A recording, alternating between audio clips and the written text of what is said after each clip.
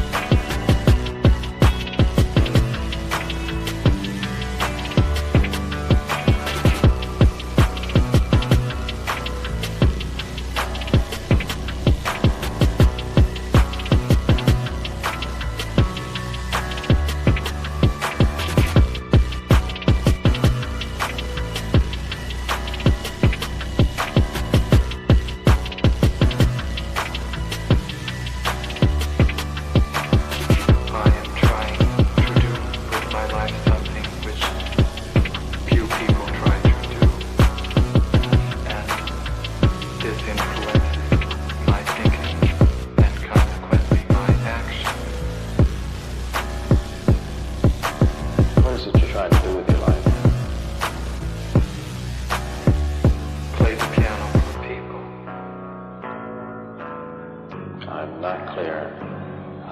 How is it that playing the piano for people has eventually resulted in your being here in the hospital?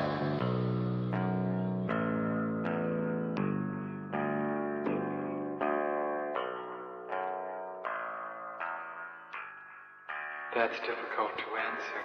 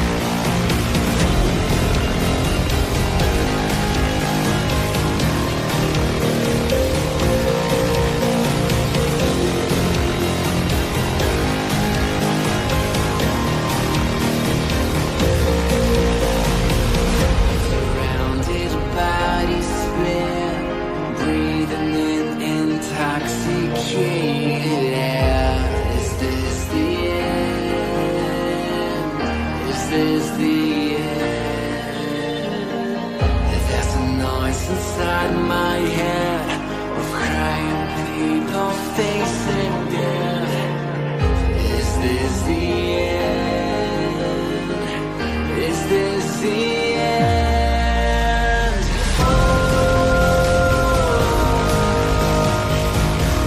I'm burning in the stone here.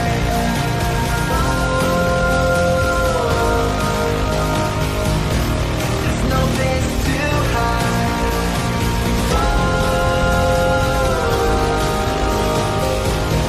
I'm burning in the stone here.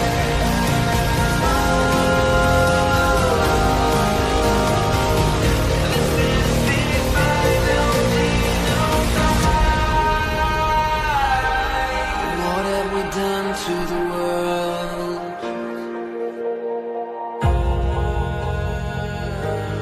What have we done to the world?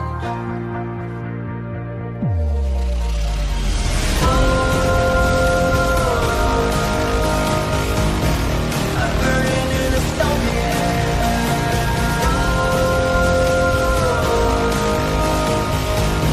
There's no place to hide.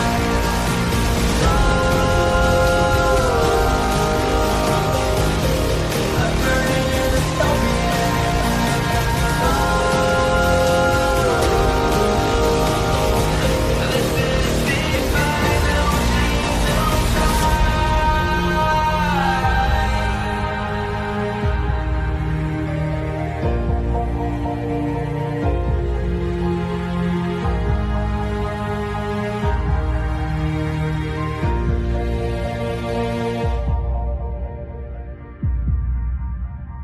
This is the final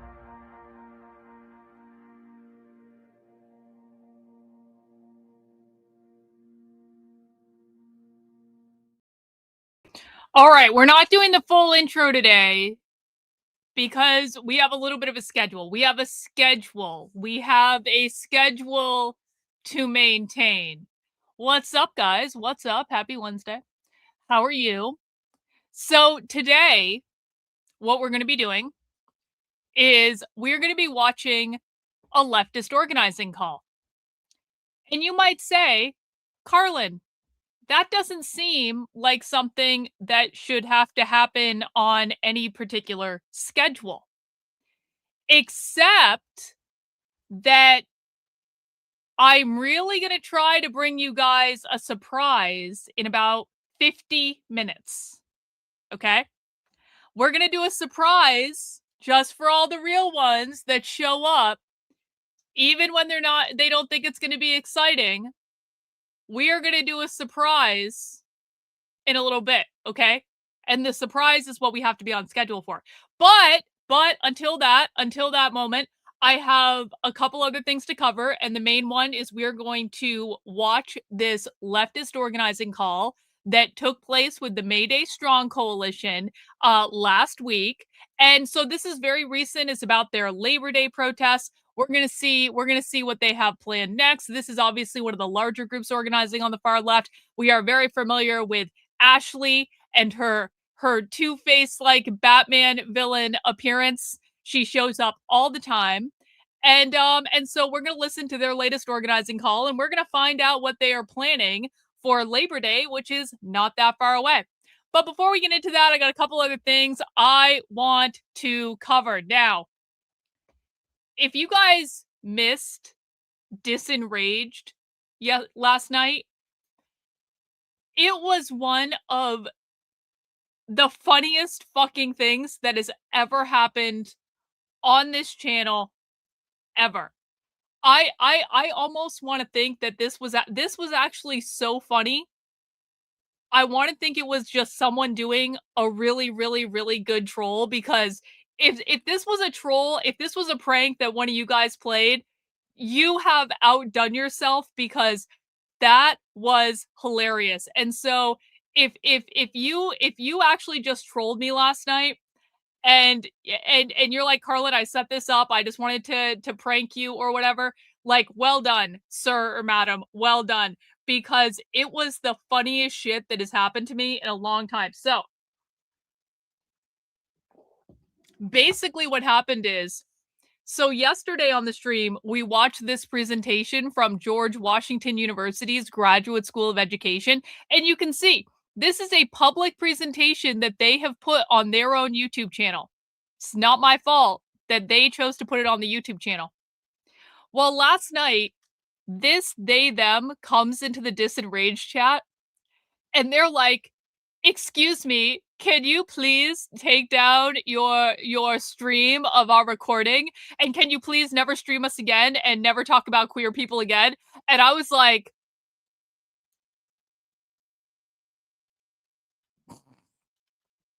you can tell that that went about as well as you guys might think. A fucking queer liberation they them comes into my chat and demands that I take down my stream of their presentation and that I never watch their public recordings again, and that furthermore, I'm never allowed to talk about queer issues again on this channel. How do you guys think that went?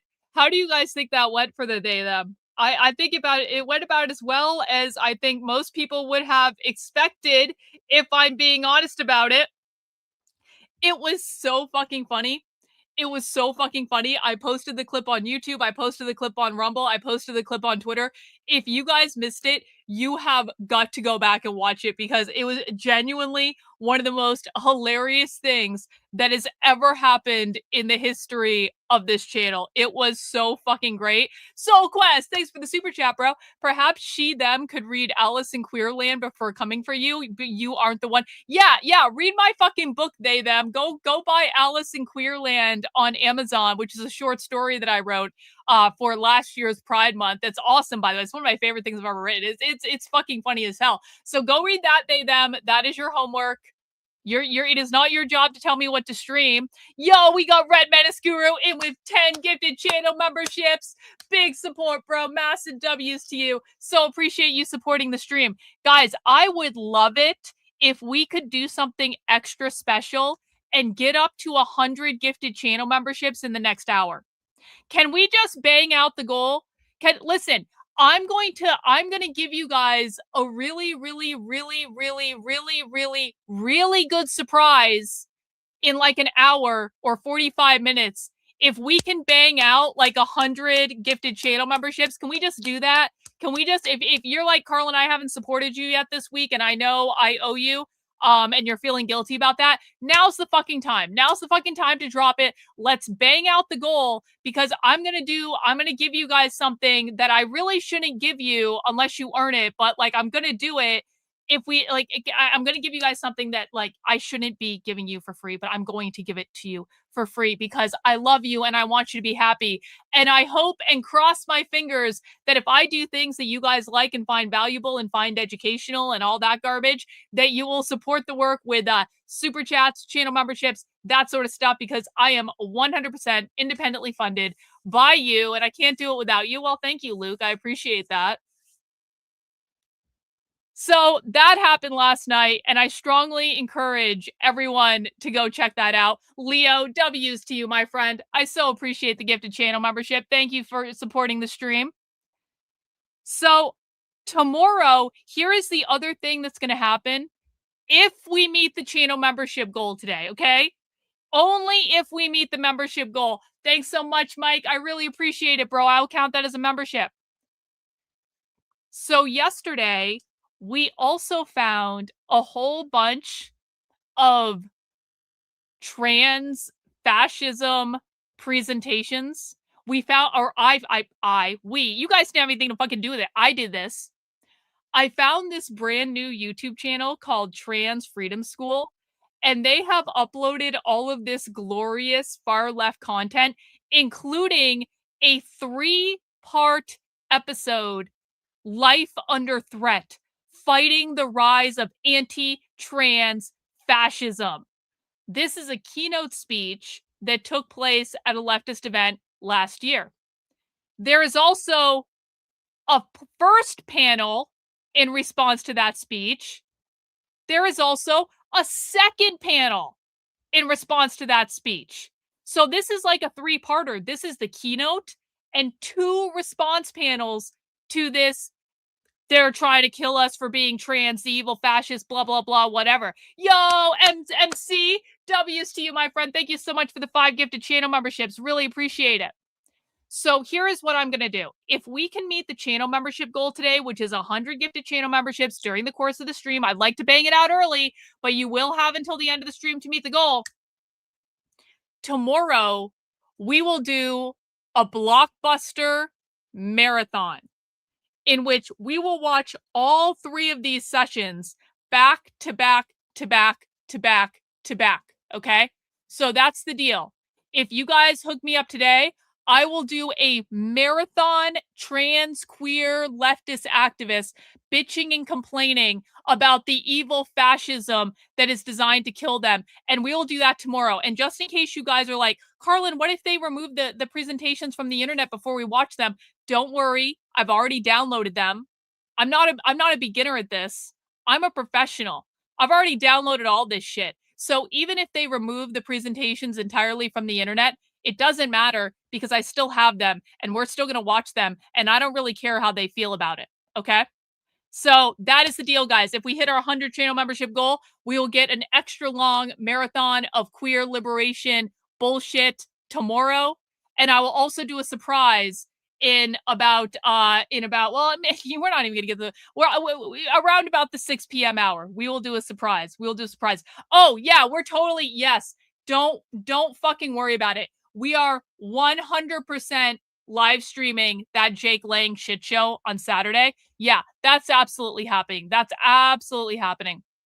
Okay, last thing I want to say, and this is about the Pisces on the other side of the internet. So one of the things we did last night on Disenrage is Jennifer did a whole hour-long psychicking of what the fuck is going on with big tech on the other side of the internet. Why is he obsessed with me? And honestly, this is another one of Jennifer's finest moments. I was actually super impressed at the accuracy of this reading. And the reason I say that is I've been reading Big Retard's energy for years now, literally years. And I've always thought I had it pretty clocked in terms of he's very easy to read for me, mostly because I don't think he shields himself because he's a retard that never learned how to do it. That's okay though. That's his problem to figure out. But it's just very easy for me to read his energy. So I've been doing this shit for years, but I've always kind of wondered, I'm like, how accurate are your readings really? And of course, Big Retard was trying to convince me my readings were wrong. But now that Jennifer has read basically exactly the same thing that I did over and over and over and over and over again, I kind of feel pretty vindicated and validated that my psychicking abilities are honed. And that there's nothing he can do about it, and he can see and cope all he wants. Lisa O'Grady, big support. Thank you so much for the 10 gifted channel memberships, my dear. I really appreciate it. Yeah, I love the word retard too. It's so underutilized. Luke, did you see that video where Luke, if you haven't been back to the channel in a while, it was when the fuck was it? A month ago? I was in Madison, Wisconsin at that autonomous zone thing, and I was talking with a leftist woman at the bar, and I literally made her cry because I used the word retard, and she said, "Can you please modify your language?" And I said, "No, I am never not saying the word retard. It's never going to happen." And this woman, we're sitting at a bar. This woman had a whole cry meltdown about me using the word retard. And then she tried to control my speech and told me I couldn't use the word retard. And I was like, that's actually not going to happen at all in any way. It was one of the funniest fucking things that's ever happened to me. Honestly, I literally made a woman cry at the bar because I used the word retard. It was fucking great. Anyway. Back to the other retard on the other side of the internet. Okay, so here's what I want to say about this. So actually, Jennifer's reading was super dead on. I think that she nailed it. It was very confirming of everything I've been reading about him for literally years. So I think I've got this situation pretty well figured out now. Because I'm a better psychic than him, and he's just gonna have to fucking deal with that. But so an interesting thing happened to me last night after the stream. The time of day when I am the most psychic is at night when I'm getting kind of tired. I don't have the same resistance. This is actually very true of many people. A lot of people are just super psychic at night because we're tired. Our resistance comes down. We aren't trying to block stuff out and stuff like that. So last night, which was maybe around 1 a.m. or so, I don't really know. when Jennifer and I finished the stream, I, for like the briefest of moments, went to Big Retard's kick stream to see what had happened over there because I knew he had been like talking about me all day, streams. And I got to tell you guys, I got hit in the face with a wave of like toxicity just wafting off his entire fucking stream and his entire audience. It was painful. It was actually painful, not because of anything he said, because I didn't really listen to the stream. It was just like the energy coming at me. And I know this is weird for people who don't experience the world like this, but I do. And so I'm going to talk about that. Like it was actually painful, the level of toxicity that he has descended to. You guys got to understand, I have not engaged with energy that low in so fucking long. And my energy has changed a lot. When I first met him, I probably had much lower energy too. I'd just come off of 2 years of being gang stalked by people. I was still working through a lot of feelings about that whole scenario. So, like, I have spent the last several years building my energy back up to what it was like before I got into politics. Because I used to be in all these spiritual circles. I used to meditate a lot more. And then at some point, because of all the gang stalking bullshit that I had to endure for years and years, like I stopped doing it. My energy got really low. So I can like a couple years ago when I first met him, like I can imagine my energy being more like aligned with where he is now, even though I think he's gotten much worse over the intervening years than he was back then. But like we are in very fucking different places now. And I gotta tell you, it was actually like a physically fucking painful experience for me to even be in proximity of that whole thing. You know what it's like? The energy of that whole situation is like, do you know every school, everyone who went like has gone to school, right? We all have that group, we've all experienced that group of bullies at the school. And it's not just one bully. It's like a little fucking clique of bullies, and they're kind of like the gross kids that like are just like obviously miserable and probably getting beaten at home and stuff. And that's all very sad, but like because their home life is so shitty, they're just really like their energy is really gross, and you know it instinctively even if like you're not psychic. W's Ninja Artist, I appreciate the gifted channel membership very, very much, my dear. Thank you. That's what his channel is like. And that was the clear kind of like image that I kept getting in my head over and over as I was like experiencing this whole thing. And then I got some sort of sense of the energy of whatever girl he's running around with. And let me fucking tell you what. Let me tell you what. Do you know what that girl's energy was? It was, he's really not going to like this, by the way, but this is honestly the image that I got in my head. Whatever fucking woman he's running around with, like, she is like out of the fucking trailer park. W's old sub, I really appreciate the gifted channel membership. Thank you. This is, and listen, man, not everyone that grows up in a trailer park is trailer park trash. Obviously not. I grew up in a rural area. I knew many people in trailer parks. We got old sub in with another one. I know you like even numbers, my friend. Thank you so much. But like the stereotype of like trailer park trash exists for a fucking reason. And whatever girl he's hanging out with is it's not only that it's like her energy, and I don't give a fuck what she looks like. I don't give a fuck what her background is. I don't know, and I quite frankly don't really care. But like we're talking about her energetically. It's not only trailer park, it's not only like trailer park trash. It's like the skanky hooker in the trailer park that's like flopping down on the dirty bed sheets and spreading her legs for whatever man is going to throw $100 down to pay her. Like it's like that type of like skanky fucking disgusting energy. And I'll tell you what too, there's also something, an image I kept getting in my head was Black women who are chimping out and fighting in Waffle House. That's the image that I got in my head. And like, he's not gonna like this. He's fucking a black girl. He is fucking someone with low IQ, black girl energy that is like the hooker from the fucking trailer park. And I'm just like, as soon as I felt that, I was like, oh. Oh no. I was like, oh my God. The irony, the utter irony. Old sub, bro, 20 gifted channel memberships, massive W's to you, my friend. Big support. I so appreciate it, old sub. You are the fucking best. We are already up to 50 channel memberships for the day. Can we get to another 50 before the end of the stream to hit our 100 channel membership goal? That would be awesome. So I got hit with this negative fucking energy. Like, it felt like getting hit in the face. And I was like, I can't. I fucking can't. I fucking can't. I cannot engage in this bullshit. I can't be around this shit, man. I can't. Listen, we are influenced by the energy that we let into our life.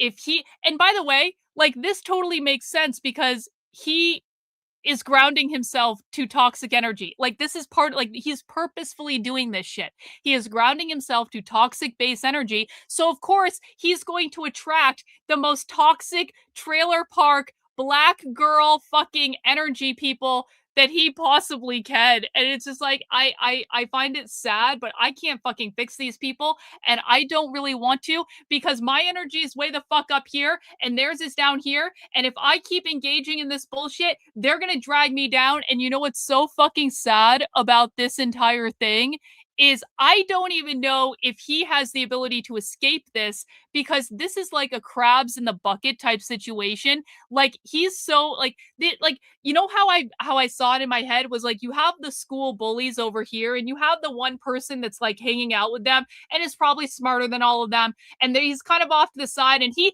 doesn't even fucking like these people. I promise you. I fucking promise you. In real life, he does not even like these people, and I don't care if he's hanging out with them all the time, and I don't care what the fuck he's doing. He doesn't even fucking like these people, but they're his only friends. And that is what he has.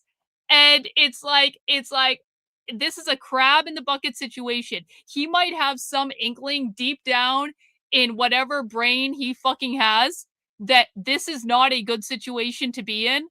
But that doesn't necessarily mean he's going to do anything about it, because if he tries to leave, they're just going to pull him right back in like crabs in a bucket. So that was kind of like the decision that I came to last night, and I just don't want to engage in this. I just don't. If he wants to try to stop being an asshole on the internet, then fine. Like, I'm open to like I've always said, leveling things out and just being cool. But I cannot be around that toxic bullshit. I can't. I have worked too hard and come too far to regain the energy levels that I had before I fucking got into politics. And I am not giving that up for someone on the other side of the internet that fucking hates me and doesn't even believe the things he's saying anyway. And so that's kind of where I leveled out. I wanted to give everyone an update about that. Anyway, let's dig in, guys. We're gonna watch a leftist organizing call for about 30 minutes, and then we have a surprise. Let's see what happened in this leftist organizing call, and hopefully we can get another 50 channel memberships before the end of the stream today, because that would be awesome. And we'll be doing a marathon stream tomorrow if that happens. And let's get this party started. Yeah, I gotta stick with Libras. You know what? Listen, I'm an Aries Sun, Leo Moon, Libra Rising. I have Libra in my chart. This is why Amalek and I get along so well. Amalek is a Libra where I'm an Aries. Amalek is also an Aries where I'm a Libra. So, like, our charts are beautifully balanced. It's so much nicer. It's just so much fucking nicer. Also, Amalek is hotter and he has all his hair. Just saying. It's true. To give us our interpretation announcement. Go ahead, Claudia. Thank you. A pleasure to be with you all here tonight. So we will have interpretation as soon as given this. Let's just fast forward to the interpretation announcement. To the success of our work. So we're grateful for the language justice team for making that more possible, making these calls more accessible. Good evening again, good people. My name, if we have not yet met, is Ashley Woodard Henderson. The homies call me Ash.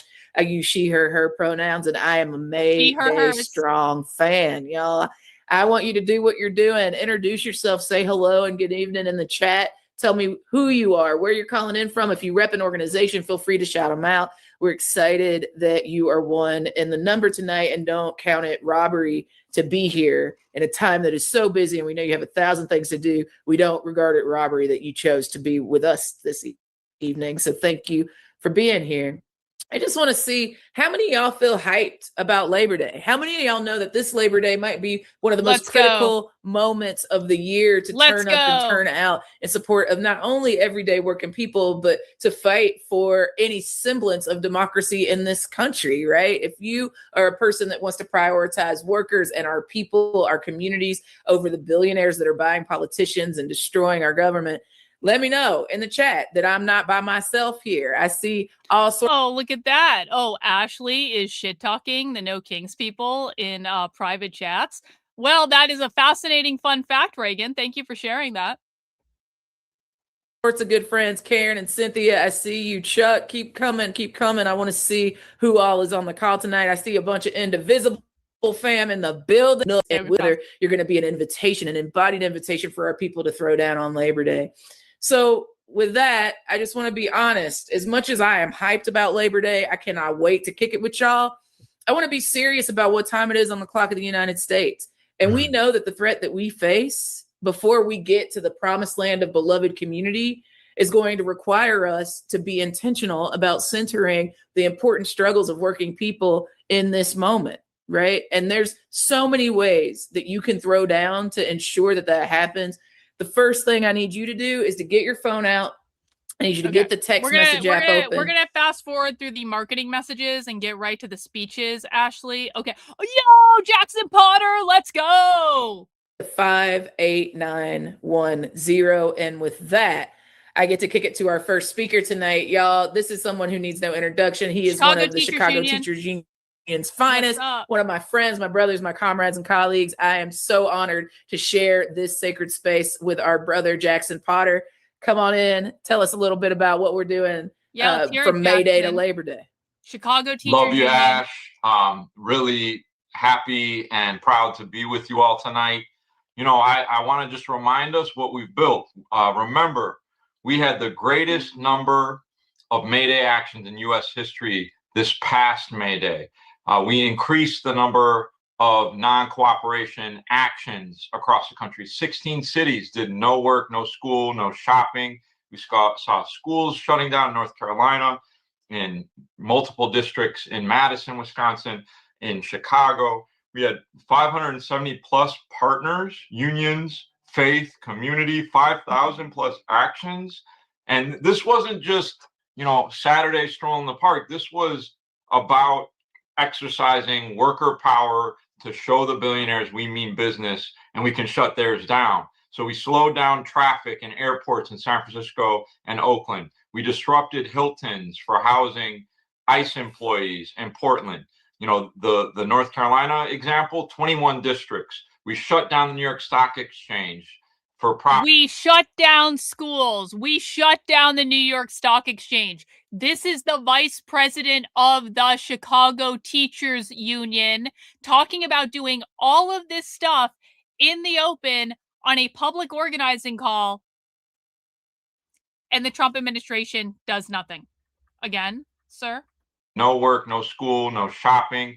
We saw schools shutting down in North Carolina, in multiple districts in Madison, Wisconsin, in Chicago. We had 570 plus partners, unions, faith, community, 5,000 plus actions.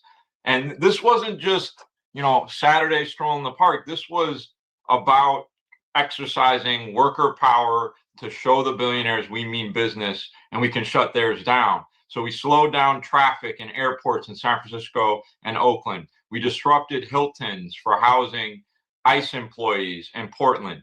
You know, the North Carolina example, 21 districts. We shut down the New York Stock Exchange for profiting off of our misery. There was a die-in at XAI in Memphis. Our comrades there really threw down to show that we're not letting the tech bros charge us more for the things they're building to destroy our communities.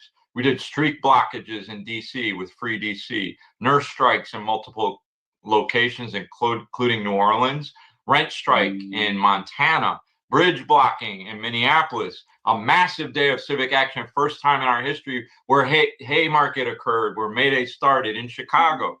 So school walkouts across the country and more. So continuing in that vein, we are asking people to hold down and anchor more solidarity schools. Let us know if solidarity schools are basically programs that these people are putting on all over the country to train people how to be leftist activists.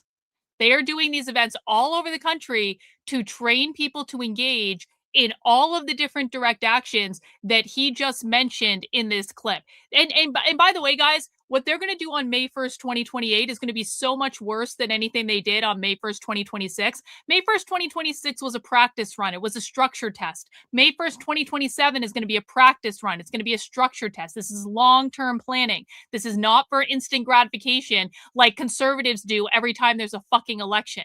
May 1st, 2028 is the big one where they're going to try to shut down all aspects of the economy to include the public schools for an extended period of time in order to make demands leading up to the 2028 election. That is what they're going to try to do for as long as possible. The next couple years are going to be about training and preparing people for that moment. Does everyone understand this? This was not about one day on May 1st, 2026. It's not about one day on May 1st, 2027. This is all about May 1st, 2028. A rude they, them interrupted spirituality time. Yep, she did, Naruto. Thanks so much for the super chat. Appreciate it. Your geography, your city needs to get this in motion. We're here to help. Basically, what it amounts to is we want to start establishing a way for all our people in community and labor to start talking about election protection, defense, and how we might need to disrupt in the likely event that Trump will do some kind of brazen maneuver to steal the election in November. Right now, he's telegraphing that. You see Calais, you see all the militarization of polling in key parts of the South, all of the attacks on civil society. Honey, they own former military. They own former military. If you guys are under any illusion that all military are on the right, that is actually absurd. The left is actively recruiting veterans all of the time. The left has the only anti-war movement that currently exists in this country. They are constantly bringing more military into their ranks. Constantly. Activists who are trying to get out the vote. So right now, they're scared. Why are they scared? Why are the MAGA authoritarians scared? Because we have champions for healthcare for all, for strengthening our democracy, for reversing the billionaire tax breaks, raising their taxes on the rich to provide for housing, fully funded schools, and more. Those folks are winning elections across the country right now. And it has the authoritarians shaking their boots. Even in places where they tried to gerrymander their candidate into reality, we're winning. So if all things remain the same, that's what's going to happen in November. That's why we're in a dangerous moment. And we need to do these solidarity schools around the scenarios that could occur. Imagine an Insurrection Act declaration. Imagine ICE at the polls, which they've threatened. Imagine they don't sit our duly elected representatives. So we need to process that and get ready for what it might take when those things occur. So in Chicago, we're doing it August 22nd, 29th. You're going to hear from people tonight talking about how we're preparing. And then we need to be maximally disruptive in our cities, in our villages and townships, should this come to pass. And so in order to do that, we got to get ready. So on Labor Day, we're throwing down with all of our AFL-CIO affiliates. We're going to marches. We are doing actions. We're doing trainings. So hear about that and more tonight. Glad you're on the call. Thanks a lot, Ash, for the amazing introduction. And thank you all for being on this. We love you, Jackson. And because I know the Potter family, shout out to every single one of you that is watching the call. If you are related to Jackson Potter, I love you. Y'all, I also see that mighty house of labor on this call. I've seen folks say that they're with teachers, and I've seen folks say that they're with SEIU, and I've seen folks say all sorts of other unions. So if you are with the mighty house of labor, I want you to tell me who you're with in the chat. I know we got teachers up in here. Who else is here? Y'all shout yourselves out in the chat. You know I love NNU. I see y'all NNU Education Department. Y'all know y'all some of my favorites. I love y'all. I see you. NNU Education Department. That sounds like New Mexico University Education Department to me, where they train the teachers in New Mexico. UTLA is in the building. IBW AFSCME is in the UTLA is the teachers union in LA. Building. I see you. UFT is in the building. What's up, Brad? I see UFT. you. Y'all, we're so Florida. glad that you are here tonight. And we have some incredible folks that are going to come and make it as simple as possible for you to participate in one of the most historic Labor Days that there's ever been, because we are moving beyond just building relational power and community power to building even stronger people power, because every single one of us has a role to play on this Labor Day. You could be joining with the hundreds and thousands of people across this country. Yo, and I'd be remiss to not shout out the fact that Canada is on the call tonight. I saw you in the chat. I see a whole bunch of incredible folks that are going to come together across our differences and build the most powerful labor movement, the most powerful Labor Day we have ever seen in our lifetimes. And the way that you do that is by going to the links that we're dropping in the chat right now, linkt.ee/MDS Labor Day. Okay. We're going to keep putting that in the chat. Y'all either do it, do that. All right. Greetings, everybody. Greetings. My name is Aimee Josiane, or AJ, they, them pronouns, they, them. Based in Atlanta. So good to be with y'all. I'm going to start with a really quick activity. So we're going to do some true or false. I see y'all are really good at using the chat. So I'm going to ask you to put true or false in the chat. First thing I want you to think about, is it true or false that CEOs at Starbucks, Coca-Cola, and Ross make at least 1,000 times more than the average employee? So tell me, is it true or false? Okay, well, I'm seeing they a also whole provide lot more of value to the truths. organization. Absolutely. Y'all got it. Y'all got it. What we know is that for the past 50 years, salaries for CEOs has skyrocketed while the pay for workers remains really low and has only increased about 26%. And it really points to the truth that our workers are more productive than ever. And the benefits of that productivity is being reaped by CEOs, not by everyday people. Okay, all right. So that was an easy one. Let's do another one real quick. Is it true or false that media has become more reliable over the past several decades? No. False. Actually, they, them. Someone said lies. I know that's right. Mm-hmm. Somebody's cousin in the chat. Listen, speak your truth. Absolutely, absolutely. So y'all got it. If you said false, then you are correct, because actually trust in the media is at the lowest point that it's been at in decades. You know, less than 40% of adults in the US actually trust the media. And that is not by accident, because the reality is that there's a handful of individuals that actually control all of our media. Major corporations control what we see on TV news, on newspapers, on streaming platforms, and on social media. So, and the reality is that because y'all are here and y'all are already plugged in, you know this, but I guarantee that some of your loved ones, some of your neighbors, some of your coworkers may not. They might be part of the 60 or so percent that still do trust media. So why we share truths like these in our trainings is not just so we can pat ourselves on the back and think about how smart we are. It's so that we can bring our loved ones, neighbors, coworkers together and give them an opportunity to learn about what's happening, what's been happening, reflect on it, and then do something about it.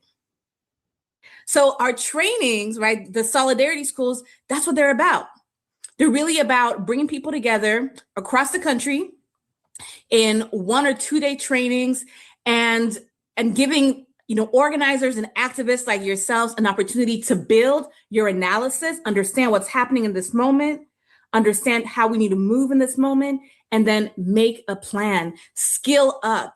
How do we build the skills in order to build strong community and labor alliances? Whether you're part of a community organization or a union or a faith group, how do we build those alliances that allow us to be stronger together? And how do we also build our skills to run direct actions and to build campaigns that are strategic and hold those CEOs that we talked about that are making 1,000 times more than their employees? How do we hold them accountable? And all of that takes some training. All of that takes some skilling up. So that's what we're going to do. That's what we're going to do. And if you look in the chat, there is that link in the chat where you can sign up to host a training. So let me ask, you, Kevin. And Appreciate put it in the chat. Put a number 1 in the chat if you have been to a training or hosted a training in the past 12 months, in the past year. Put a 1. Okay, I see you, Becky, Nina, Julian, Wes. Okay, so many of y'all. Kim giving me all the ones. Okay. Beautiful. Great. So whether you've been to a training or you've planned one, we want to make it really easy for you to be part of a surge of trainings that's coming up on Labor Day, and to continue doing that training through the election and to the end of the year. So this is what you're going to do. This is what you're going to do. 1 is we want you to make a commitment today that you want to bring a training to skill up yourself, your neighbors, your coworkers. Hey, listen, there's a MAGA boomer over on Rumble who is bragging for some reason in my chat about voting for Byron Donalds of all things. Okay, so you voted for the neocon Zionist conservative establishment shill that has been grifting off of this entire system for years and years and years. When you had a candidate like James Fishback is the only person worth voting for in the entire fucking state of Florida. So listen, you're bragging about voting for Byron Donalds. I don't think you're going to make it on this channel. I really don't. I don't think you're smart enough to be here. I don't think you passed the IQ test. James Fishback was far superior to Byron in every fucking way, shape, or form. And when Byron oh yeah. Hey, guess what? I just banned you from my chat. Go away. You see how we deal with MAGA boomers on this fucking channel? We kick them the fuck out. Community members. And you're going to do that in part by going to that link tree and signing up to host a training over the next several weeks in time for Labor Day. And then we're going to make sure that you're supported in doing so by giving you access to curriculum that is already designed that can help you think about things like, how do I plan an action? They are teaching them how to be organizers. They are teaching these people who've probably already been involved with like the Mayday Strong movement over the past couple of years.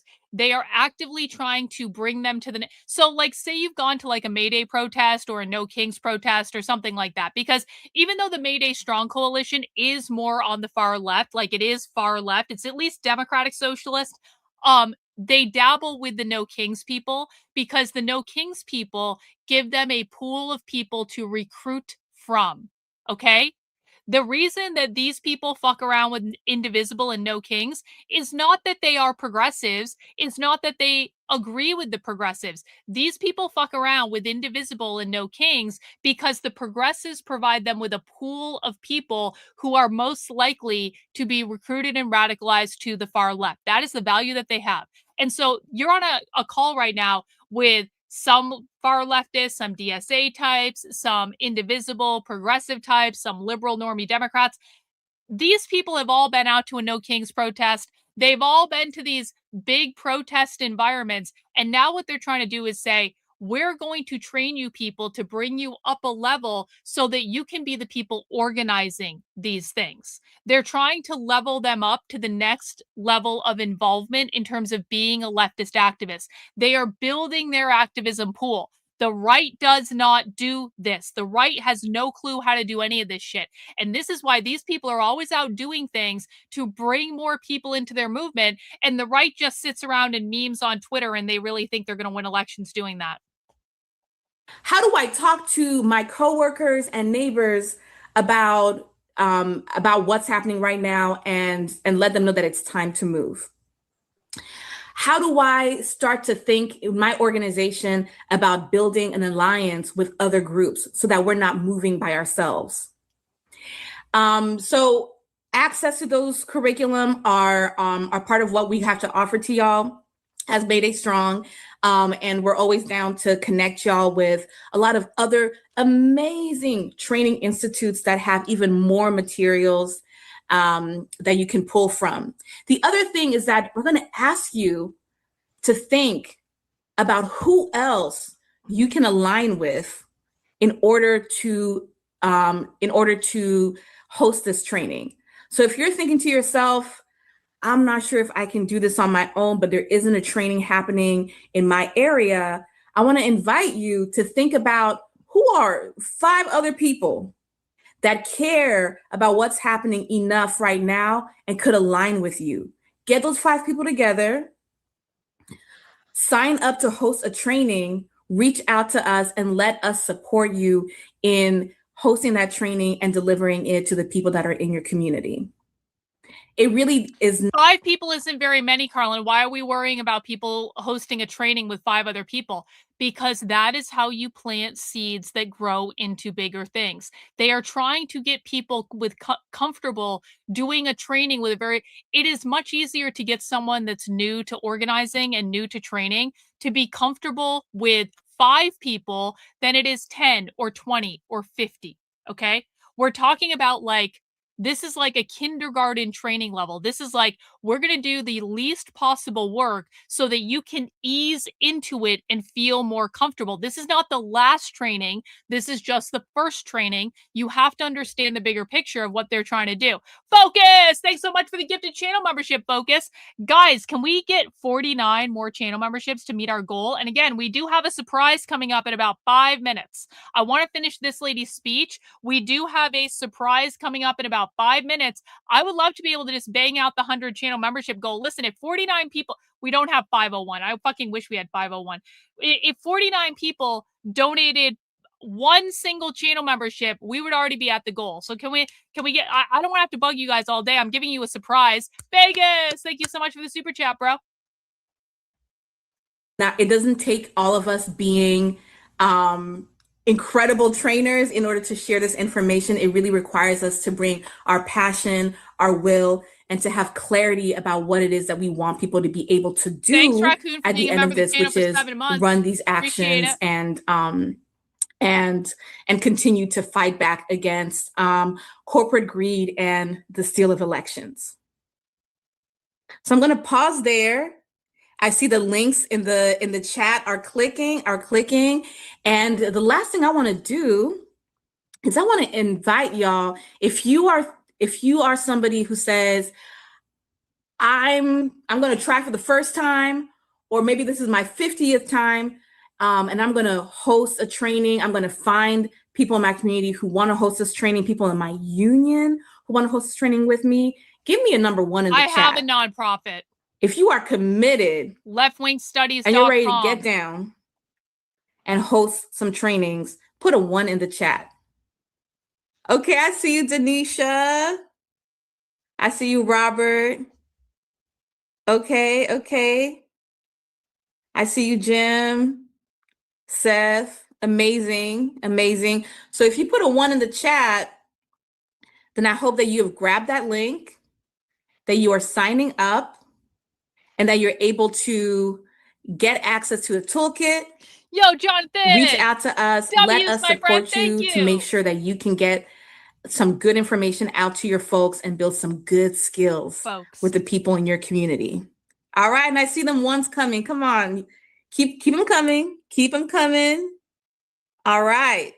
Beautiful, beautiful, powerful. Powerful, guys. Thanks, everybody. All right. We're going to pause this meeting because in but 3 minutes,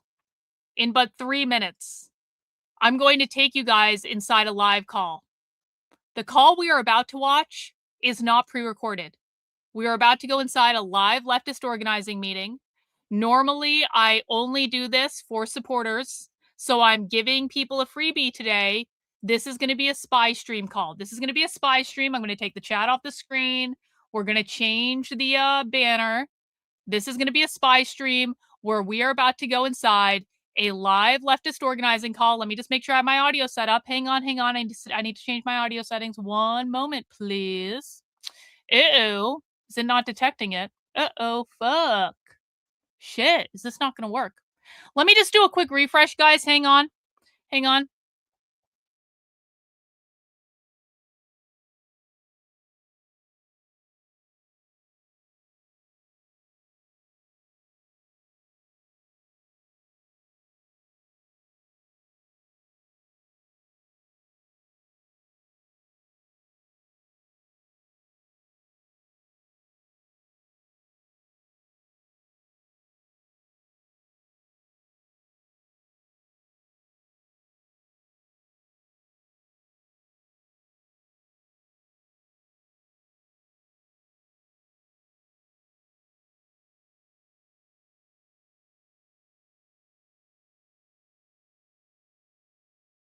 Guys, we might have a problem here. This might actually not work. Vegas, I saw before I reloaded. I'm so sorry. W's, my friend. Thank you so much for the 5 gifted channel memberships. Guys, we might actually have a fucking problem here. This might not be working. We might actually have a problem. Shit. Okay, guys, here's what I'm going to do real quick. Hey, let me just try one more thing. Hang on, let me just try one more thing. No, that's not what I wanted. It's not what I wanted at all, actually. Test. Oh, it's not working at all. Guys, I'm gonna do a quick reboot. Okay? I'm gonna do a quick reboot. I want everyone to stay in the chat. This stream's gonna keep running. I'm gonna reboot the computer really, really fucking quick. I will be right back.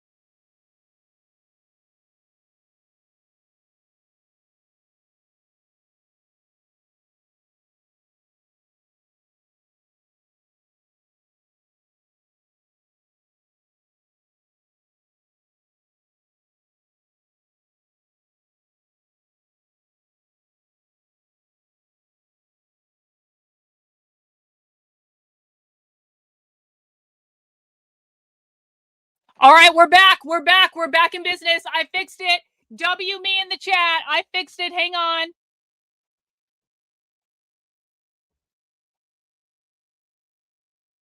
There's people in this world. I told no one to doubt me. Fixed it. You're welcome. All you fascists bound to lose, y'all.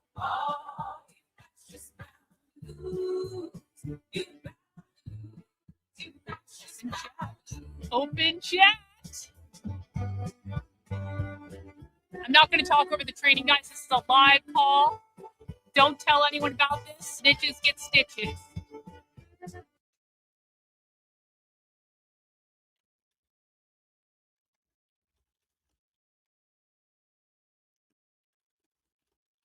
Hello, everyone. We're going to begin in a few short minutes, just letting folks join the call.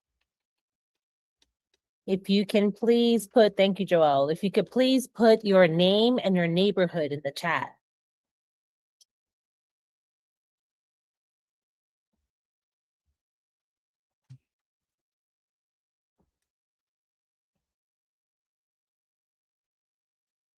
Wonderful. Name and neighborhood in the chat. We're seeing folks from all over the city here. Thank you so much for joining us.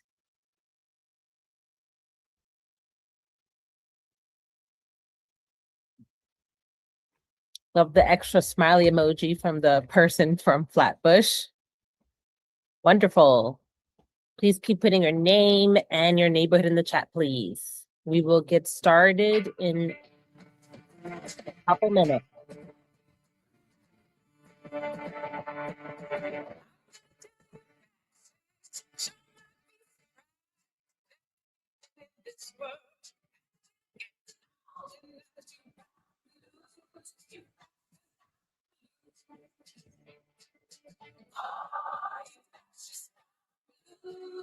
Got Bushwick, Belrose, Mesa, Inwood, Heights, Staten Island,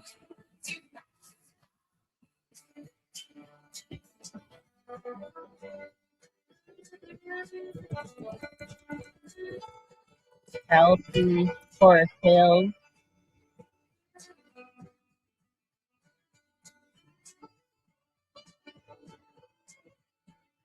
someone who knows their district, Brooklyn District 25, welcome.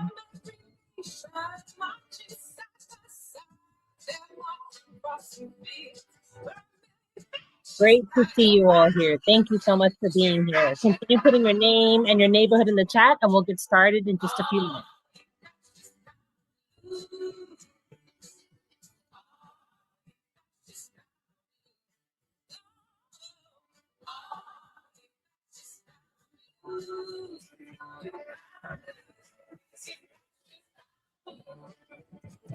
And some friends finding each other here. Good to see you all here. Thank you so much for joining us. We started in 1 minute and 45 seconds.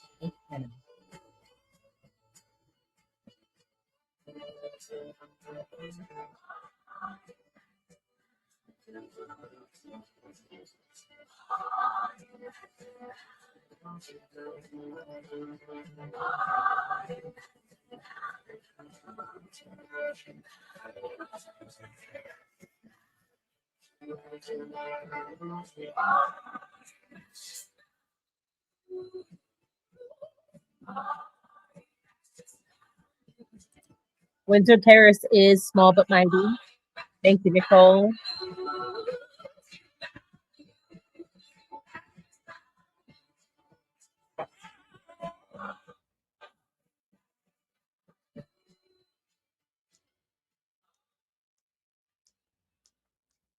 Thank you so much for being here. Really appreciate you all.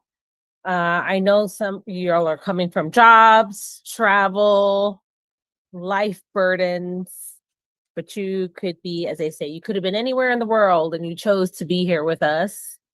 We are grateful. And also you are wise people. Applaud yourselves. Thank you for being here. Welcome, welcome.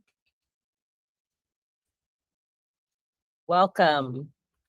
That's right. Applaud yourselves. Grateful to have you here.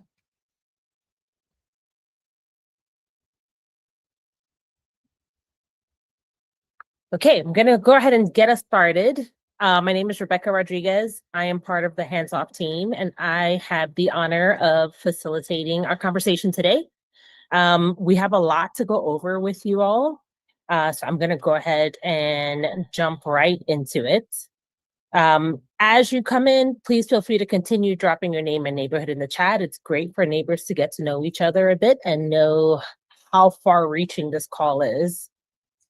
So I will start off with just going over with our agenda today. So we broke this down into two components. One is with all things, if this is your first time coming to a Hands Off NYC event or your double digits Hands Off NYC event, we are always quite actionable in how we operate. So we broke this down into two components. First one being protecting your neighbors now and what you can do now. And then the second one is the long game.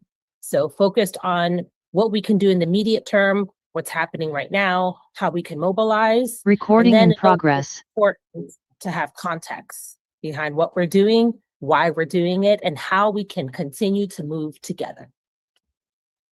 So that's going to be our agenda for you today.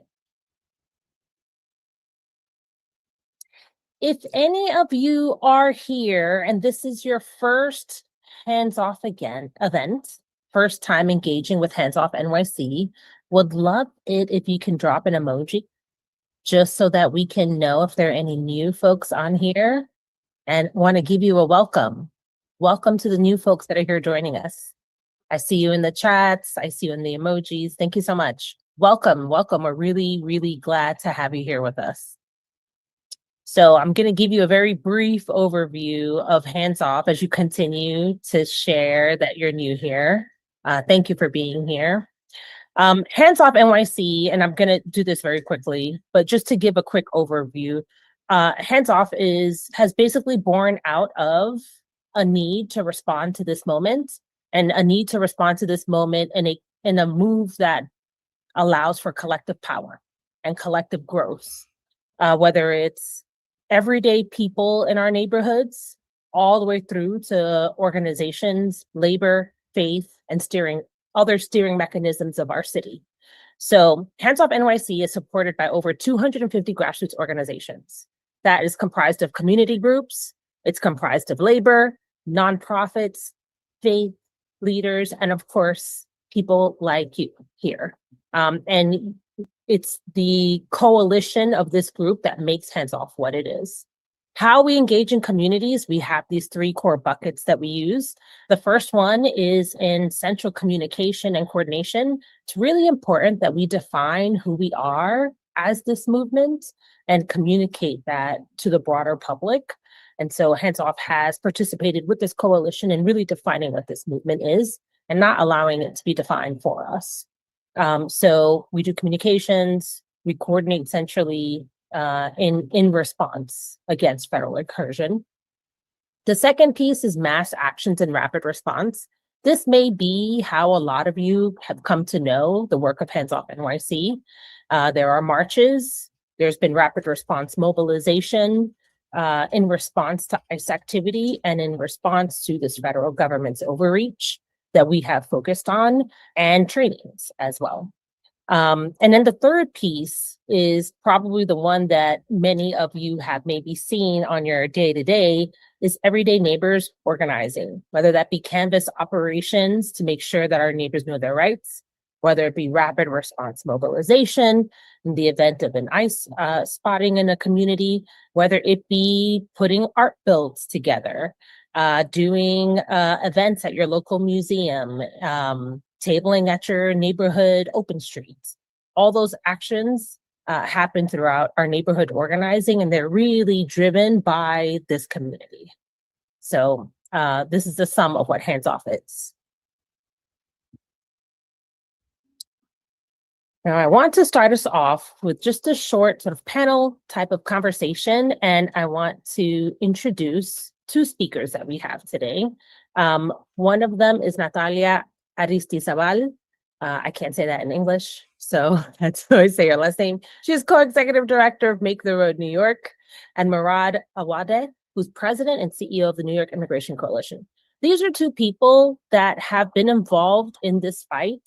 And many of us know this has been a long-standing, continuing fight, and they've been involved, whether it be you see them in Albany advocating for legislation, you see them on the streets, being involved with canvases and everyday operations to help our communities be safer. And then they're also planning partners. They anchor a lot of their community operations and they work in deep coalition with community. So we thought they would be great folks to start off a conversation with. I'm going to bring them into this space, and I would like for them to take 1 minute, each of them, to introduce themselves. And in their introduction, if they can share what brought them into this work. Natalia and Murad, I will pass it over to you. Thank you. I can start really quickly. My name is Natalia Aristizabal. I don't know if you have a way to say that in English. And I am the co-executive director of Make the Road New York. I have been in Make the Road New York since 2005. And I started really organizing in 2006 with the big marches around immigration and citizenship for all. And at the time we were calling for immigration reform for everyone. And I got into this work because my mom is a product of globalization and migration. She crossed every border from Colombia to the US in 1992, and then worked really hard in factories and cleaning to bring me here in 1994. And that's how long I've been in the US. And we were both undocumented at some point. One thing I want to say that for folks who may not know, but immigration, especially if you're undocumented, is usually an economic issue. So if you're really low income, it is really hard to get even a tourist visa or anything. So people have to get crafty. And then if you have some money in the bank or other means, then you will probably get a visa, asylum, or actually not asylum, other type of visa or education to be able to travel to another country and stay there longer, quote unquote, lawfully. And I joined Make the Road New York. I felt like I was part of a bigger community who were fighting foreign policy, and at the end of the day, just trying really hard to figure out how to make ends meet for their family. And so it made me really appreciate my mom and her work, and it made me fight really hard for our immigrant community so that we are here to stay for the long term. And now we're joining a lot of other people to fight back for our rights. And when I say our rights, I mean every person living in the US. I'm going to pass it to Murad now. Hey folks, Murad Awada here, President and CEO of the New York Immigration Coalition. I've been with this organization for about 12 or 13 years at this point, in this role for the past 6. My family came to the United States seeking a better life for themselves and their children. And over 40 plus years later, here I am, making sure that the challenges my family had to face are not the challenges that others have to as well.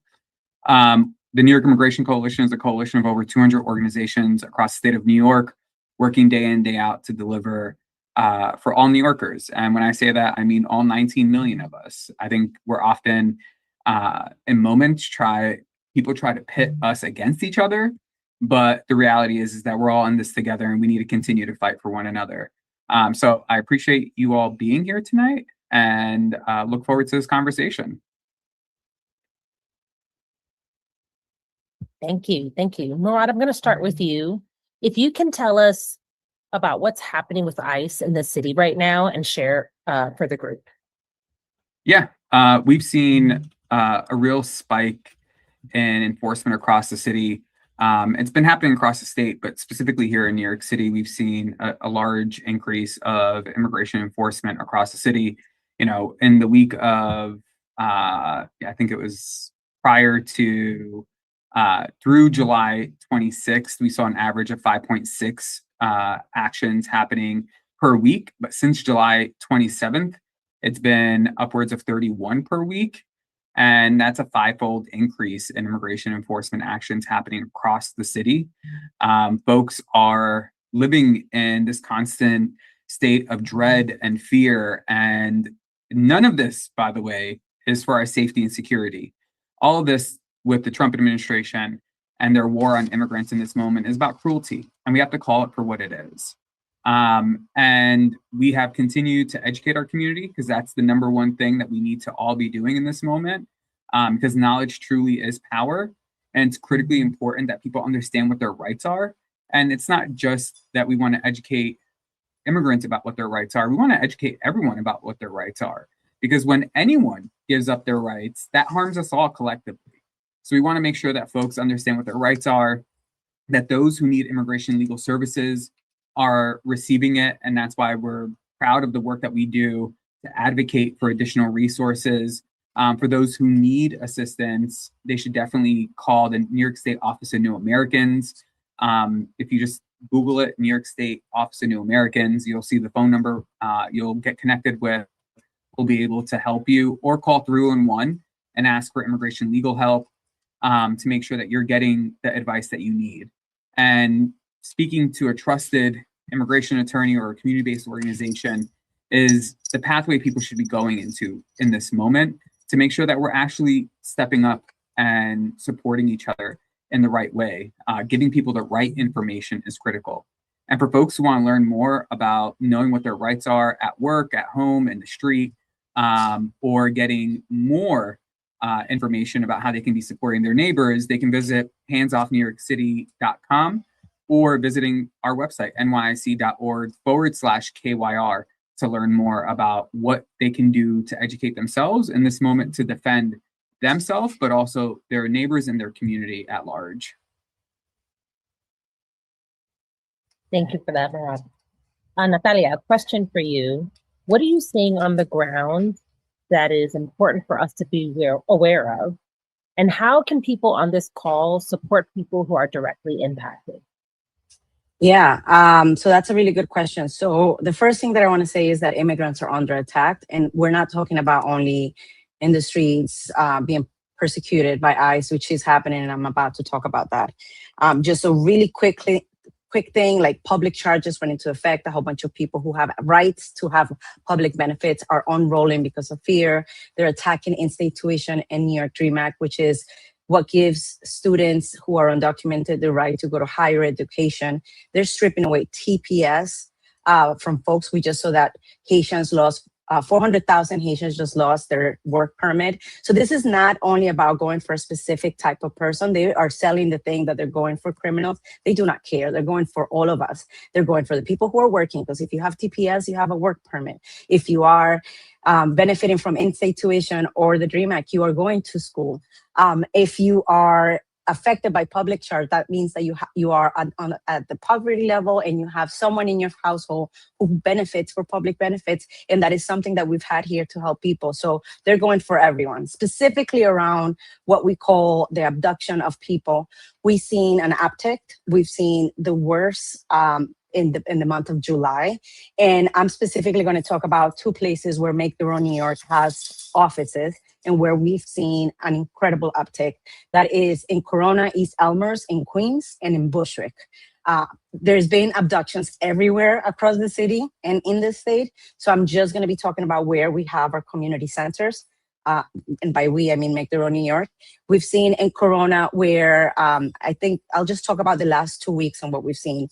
About 3 to 4 times ICE is in the neighborhood. They will try to abduct at least 2 to 3 people. One of the families that we were helping recently was somebody who, there was a problem with court. They filed the paperwork to go to another court day. ICE showed up at their door. They are targeting people. These are people who are maybe missed their court for something. It's not somebody who is a criminal, right? Again, I want to make a whole point that they're just going for anybody that looks immigrant. In this case, there was a study earlier in the year where it showed that 9 out of 10 people being picked up are specifically Latinos. And so that's kind of like what we're seeing. We're seeing the extreme militarization of our communities when we see ICE, and then you also see the National Guard, which is also very much in low-income communities of color like Bushwick, like Corona, all along the Roosevelt Avenue and the Train 7. It is really scary. And then what we're doing, so I'm not only talking about the doom because it's been really scary, and also I just want to give a shout out to Hands Off NYC, because if you go to their Instagram, you'll see some maps. And in those maps, you'll see the latest information. But some of the work that we've been doing is canvassing. So we did a teaching day in Bushwick not too long ago. NYC was there, other community groups were there. And after we did the teaching, we went out to the communities to canvass individuals, and then we also canvass businesses. Both individuals and business have rights. You have the right to remain silent. You do not have to interact with anybody unless they have a judicial warrant signed by a judge. And so we go to the individuals, we go to the businesses, we give them materials, we teach them that. In Queens, we just did 2 press conferences back to back. one last week, one this Monday, and both press conferences were followed by what we call canvassing, which is people going into a community, knocking doors, talking to people standing on the street, talking to small business owners to make sure that people have materials, that they know what Salute is, and how to, in the hotline, very, very important that to make sure that people are calling the hotline when they see ICE activity, but that they are reporting factual information. And we probably are going to show it. If not, we could put it in the chat what Salute means, because it's really important that people stick to the facts, stick to the time, stick to what they're seeing, and that they're not just, thank you, that they're not just spreading what somebody sent them via Facebook, or what somebody sent them via WhatsApp, or somebody sent them via Instagram. You have to be very specific about what the type of activity you're seeing. And it's really small, and it's on the bottom right-hand side, but it's like Salute is like how many people, the first is the S is the size, how many people you're seeing. A is the activity. Are they standing next to what store? Are they in a car? Location, what church, intersections, very specific around intersections. Uniform, are they DHS? Are they ICE? There's different actual agencies. Does it say police? What color? The times, is that the T? And then E is for equipment. So do they have weapons? Do they have pepper spray? All of this documentation, you grab it and you film it if you can. You take a photo if you can, and then you call or you text the phone number on the screen and you share the information. I'm going to stop there because I think that we're going to go through a lot more info now. Thank you, Natalia. I have one last question for the both of you. And that is, what is giving you hope? Or can you share an example of people power that you can share with the group? I'll jump in real quick. What's giving me hope is all 400 people who are on this call right now. Every single time our communities are under attack, what we're seeing across the city is ordinary New Yorkers stepping up to defend one another and protect each other, protecting their neighbors and protecting people they may not even know. And ensuring that they continue to have the ability to remain with their families, stay in their communities, and continue to contribute to this global society that we have literally nurtured and built. Every wave of immigrants who have come to the state of New York have built it, right? From our roads to our bridges, our skyscrapers, our local economies, our food, our culture that so many people love. And, you know, the United States just celebrated 250 years of the current iteration of it. And this country was founded on the promise of freedoms. And we've yet to achieve those freedoms for all people who call this country home. So my hope is the people who make this country what it is. And I believe that New York, and specifically New York City, is what the future of this country can look like. A city and a state that contributes to one another, that stand up for one another, that continue to be unified, even in the face of so much adversity. And just ordinary New Yorkers stepping up. That's what keeps giving me hope in this moment. And because we have so many people, I don't want it to be lost on me. And tell people that there's so many things you can do to contribute as well, right? You can sign up at handsoffnewyorkcity.com for a training that's coming up. If you've not been trained, you can make sure that you're organizing your own. Once you become a trainer, organize your own training, start organizing your block, organizing your neighborhood, your building, whatever you feel most comfortable with. And then contribute. I know that people often ask you for money. You probably get tons of text messages from people who are running for office to donate, and organizations asking you to donate. But Hands Off really is delivering for our communities across the city. And I would urge you, give up one coffee. Coffee's like $10 now. Give up one coffee and donate your coffee cost to Hands Off New York City.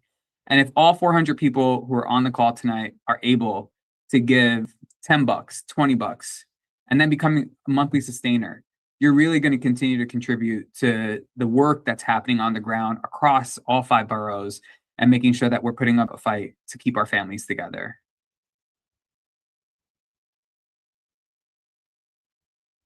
Okay. Thank you, Murad. That was great. I'm going to go along the lines of the same thing. A lot of the people in this call give me hope. Our members, our community members give us hope. Street vendors give me hope. People who go day to day and don't have the option to stay home afraid. It is very important that people understand this part. We don't have an option. A lot of people don't have the option to stay home and hide. They have to risk every day, live in their house. I heard actually another brilliant organizer said this, but being undocumented in the US is pretty much doing civil disobedience each day, because you still have to leave your house, drop your kids off at school, go to work, pay your taxes, do all these things, and still you know that at the end of the day you can be haunted just for doing the thing that you're supposed to be doing. Hands off and all the work that's happening. We're working towards a couple of days of action, September 18th to the 23rd, and I really hope that all of you sign up and you are there. One thing that I don't know that everybody knows, but our tax dollars are being used to fuel this machine. $2,400 is costing each individual on this call, me and everybody else, Murad, Rebecca, all of us are paying $2,400 towards the ICE machine, because that's how much money it takes per individual to be able to fund this. That money can be going to teachers, to firefighters, to people who are losing Medicaid. We had 500,000 people lose access to healthcare this year because of federal cuts. And so we need to do this work. We need to fight back, and we need to say that separating families is not the way that we want things to happen in the US. Thank you. Thank you both so much.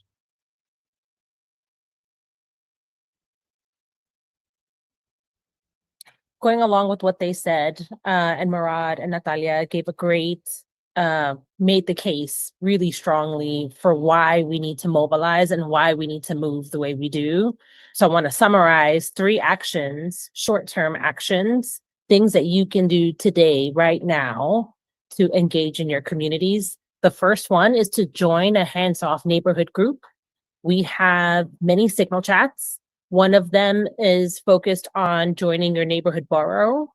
And those are announcement chats. We send out announcements about pertinent ICE information, election defense information.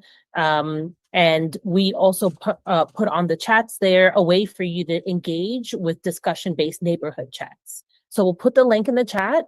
If you are not part of a borough group, we invite you to please do that today. That's something you can do right now.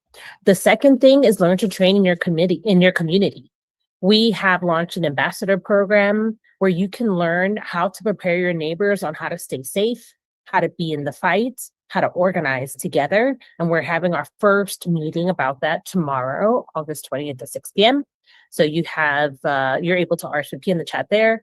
And then the third piece is signing up for a Know Your Rights and ICE spotting training. That is critical to know at this day and age. And the information changes as ICE adapts and as we adapt to their patterns and their behaviors. So this is an opportunity for you to keep yourself refreshed if you've done it before. And if you haven't, for you to learn and start to acclimate yourself into knowing your rights, how to spot and respond to ICE, no matter where you're at, no matter what your situation, what to keep on hand, and how to mobilize with neighbors. The most critical thing here, and sometimes we say in Hands Off, you come for a training and you stay for community, because a critical antidote here is community, is being together. This is how we solve this. And you're going to hear us reinforce that and revalidate that throughout our time here today. So Murad, thank you so much. I'm going to add the last piece to your 3 points, which is the 4th point, because I just realized the chat is only not going to the general. But the 4th point, donate and help power this work. Donate at handsoffnyc.com/donate. Again, the website is handsoffnyc.com/donate. And thank you all for being here tonight. Appreciate you all. And thank you to the Hands Off team for organizing today. Thank you. I'm going to pass off the next step here to talk about the long game. I'm going to pass things over to Laura and Hannah.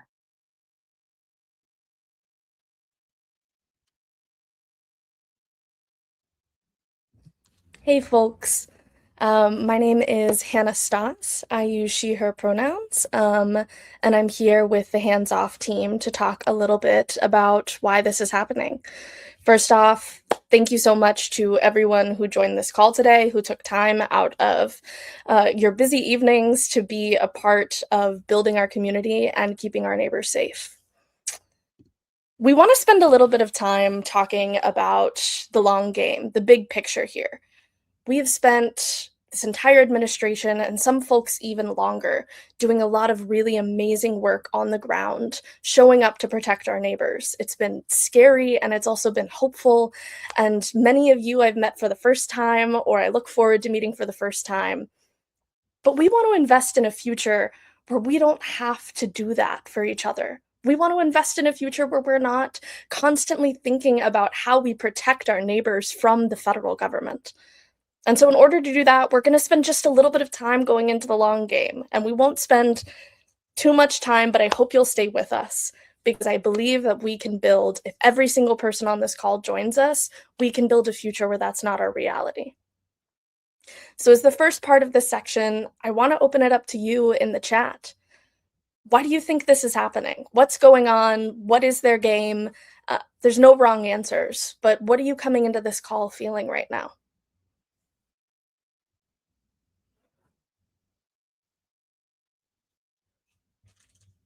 White supremacy?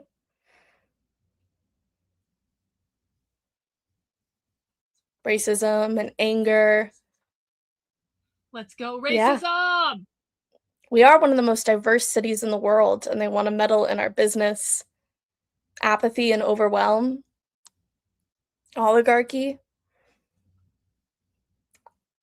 Authoritarianism. Capitalism. I see a lot of answers in the chat that are right. There are so many reasons right now why all of this is happening, why they've kept us in this constant cycle of standing up and protecting our neighbors. And it's all part of one big picture. ICE is one of these symptoms of an administration that is desperately trying to hold on to power. We saw this start with militarization of our cities when they deployed the National Guard into DC and took over the Washington police. And then they threatened to do the same in New York City and in Chicago when we launched. We saw the tragic deployment in Minneapolis and the way that the community stood up, and ICE shooting Alex Preddy and Renee Good. And now here in New York City, we're bracing for what Tom Homan described as a surge like you've never seen before, as we're seeing this increased ICE presence in the city. And it just goes on and on and on.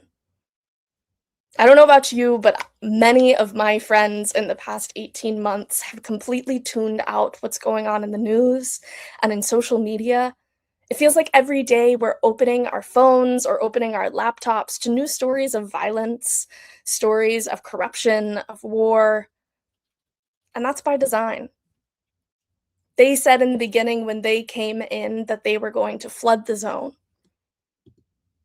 because they're counting on you to be too scared and too exhausted to take action. They're counting on us giving up, about us not connecting things to the bigger picture, not seeing what's going on at a larger scale. And every single one of you on this call is proof that they're not going to win like this. So let's talk about where they get their power. How can we actually begin to change the system? How can we actually begin to get to that future where we don't have to create all of these networks and be caught in this cycle of violence? Natalia brought it up. Congress is funding ICE. In contrast to 2020, this administration is surrounded by loyalists and people who are too afraid to defy Trump. We've seen Trump attack people, send the DOJ after people, back primary challengers. We have a Congress of cowards right now. People who are betraying everything that they have once claimed to believe just to vote with Trump every single time. With the big ugly bill, Congress increased ICE funding from $10 billion to $90 billion. This is being used to buy things such as detention centers, the new story about electric shock gloves, and high-profile surges in major cities. So we see that they have lots of money for violence, they have money for illegal wars, and at the same time, their corruption is spreading.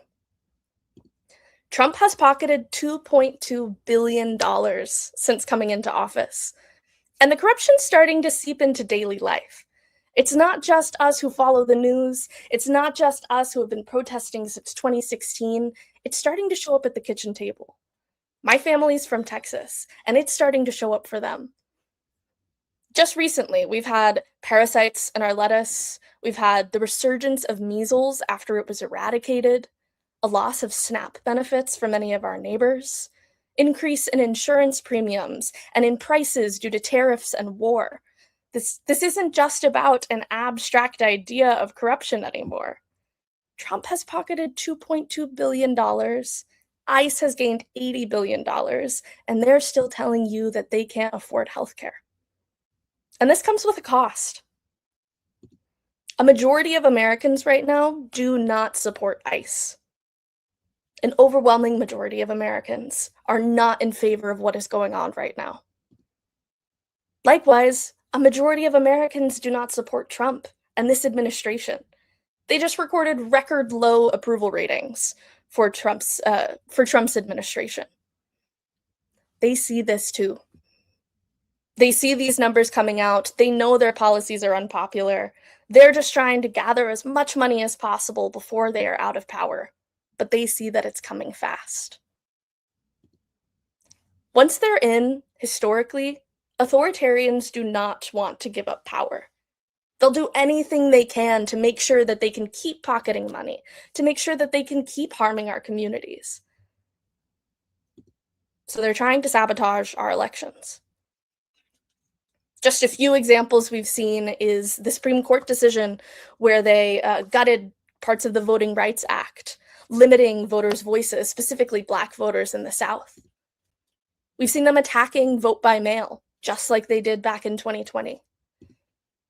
Trying to create a national voter list so that they can surveil and purge voter rolls, and threatening to create what they're calling an election integrity army to send into every single state for the midterms. These are just a few actions that they are already taking right now to sabotage our elections. Wanted to ask what else we've seen. Does anybody else have other examples of how they're trying to sabotage our elections right now?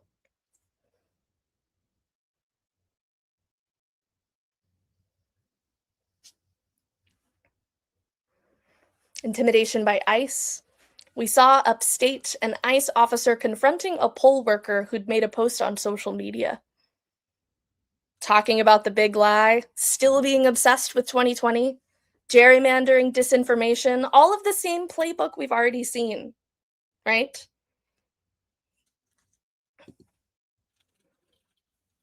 So it's already happening, and we can see it very clearly. And I want to talk, we're almost done with this part of the section before we get to our plan, but I want to talk briefly about the stakes. Looking at this image on the right, I want us all to take a second and imagine what would have happened if they had gotten what they wanted on January 6th. What we would have had to do if their insurrection had been successful. If Mike Pence, of all people, hadn't decided to stand up and defy the lies that Trump was saying. If Mike Pence hadn't decided to stand up and say, even though I disagree, our democracy still exists. We've seen this playbook before. It's not outlandish to imagine that they would have learned. If we allow this administration to undermine our elections and stay in power, they see that their power has no limits. This could look like a number of things. Purging voter rolls, which we're already seeing them try and do. Intimidation of election officials, calling people and asking them to find just a few more votes, right? Or refusing to swear into the new Congress, and this time, not backing down. Back in 2020, when people began to raise alarm bells, this felt far out. It felt like something out of a storybook. But we've seen it happen, and we know that they've learned. Luckily, there's a huge opportunity here for us. We can actually see what's coming this time. They've already shown us their playbook. They're already putting it out into the open. They're using the same tactics, crying fraud, trying to convince us that mail-in voting is fraud, and that all of these people are voting when they shouldn't be. They're saying the same exact things. But this time we have a chance to prepare and to build. If we prevent this administration from consolidating power, because we've already seen that the American public is not with this agenda of violence, we can work towards abolishing ICE. We can work towards restoring all of the social services our neighbors depend on, putting more money towards it. We can work towards putting money in the people's pockets, in our healthcare and our food benefits, rather than the billionaires. I truly believe we can work towards a future of freedom and dignity for all, but only if we stop what's already in the works. If everyone on this call commits to helping, a better future is possible. We're going to share our plan. We've only got a little bit of time, and we really need your help to make it possible. Throw a hell yeah in the chat if you're with us.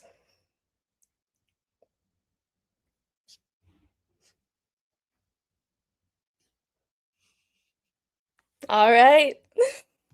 I'm seeing you all committing to standing up, committing to deciding that the fear isn't going to exhaust us, that we're not going to decide to back down in the face of this, that we see what's happening and we're smarter than them, and we can organize and make real change.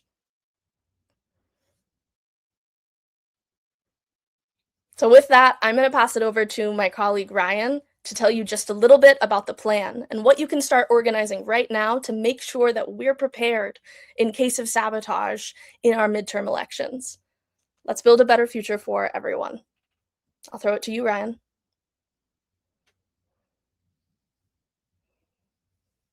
Thanks, Anna. I'm going to take screen sharing from you too. And thank you so much for a great introduction to the election defense plan. Hello, everyone. I am Ryan. I am with Hands Off, and I am going to walk us through the game plan for how we fight back here. So just to double down first on what Hannah said, they are doing all of this because they are scared.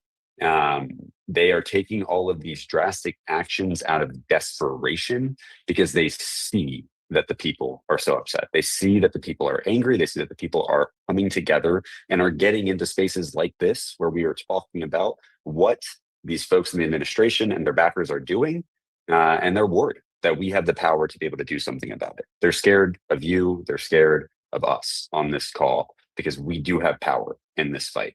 And what I'm going to walk us through is our plan within New York City for how we can collectively take action to defend these elections, to defend our votes, and to support in solidarity the other areas across the country that are under threat right now because of this administration.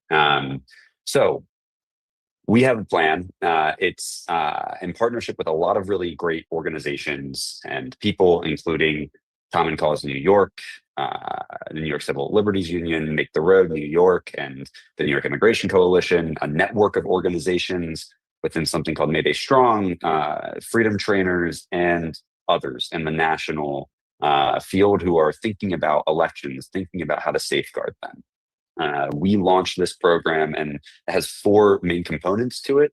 And today we're going to read you in on all the things that we're doing and ask you to help join and support this and work on this with us because we cannot do it alone. It's going to take all of us in this fight. First, in this plan, we need to make sure that we educate the public on what's happening. So a lot of what Hannah just talked through, the threats that we're seeing, how ICE is connected to a larger picture, how that larger picture is an authoritarian takeover, how this is a way to try to seize power.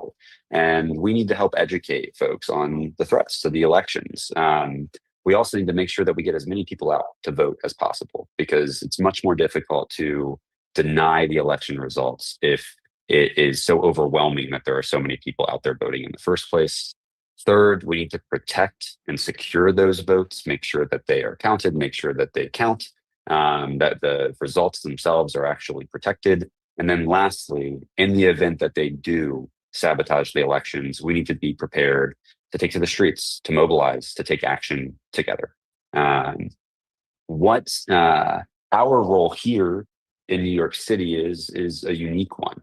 New York is such a powerful city to be in. It has so much financial capital. It has so much cultural power.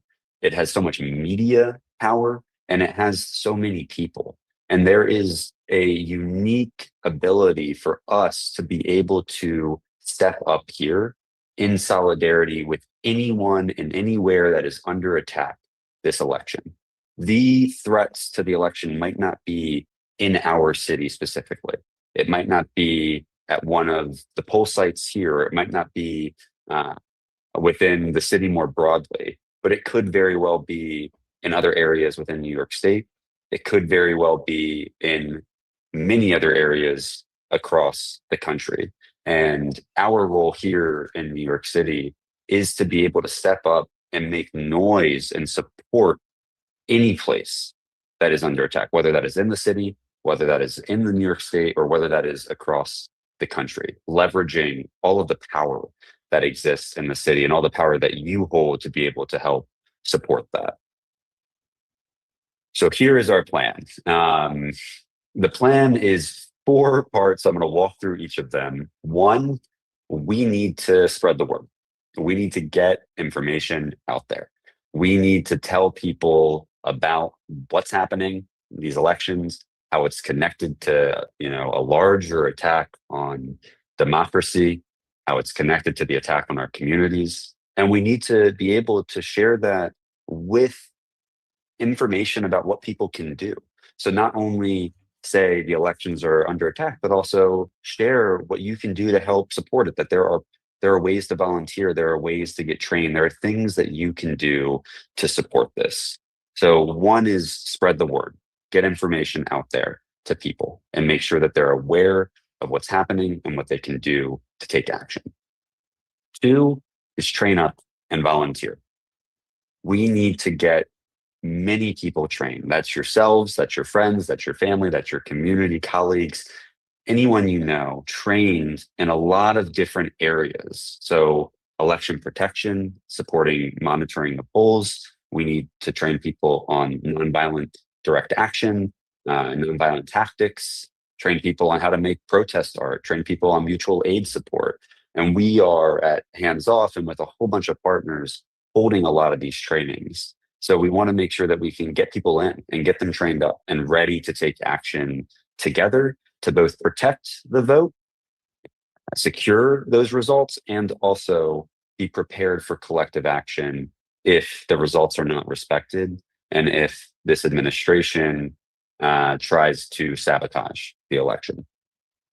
Third, we need to get everyone to vote, everyone, and try to get people to vote early too.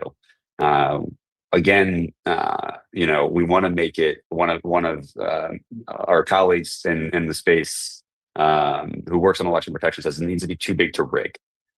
We need to make sure that there are so many people that are voting that it is not possible to deny the results of the election. So we have to make sure that we're helping people get registered and that we're communicating how you do vote.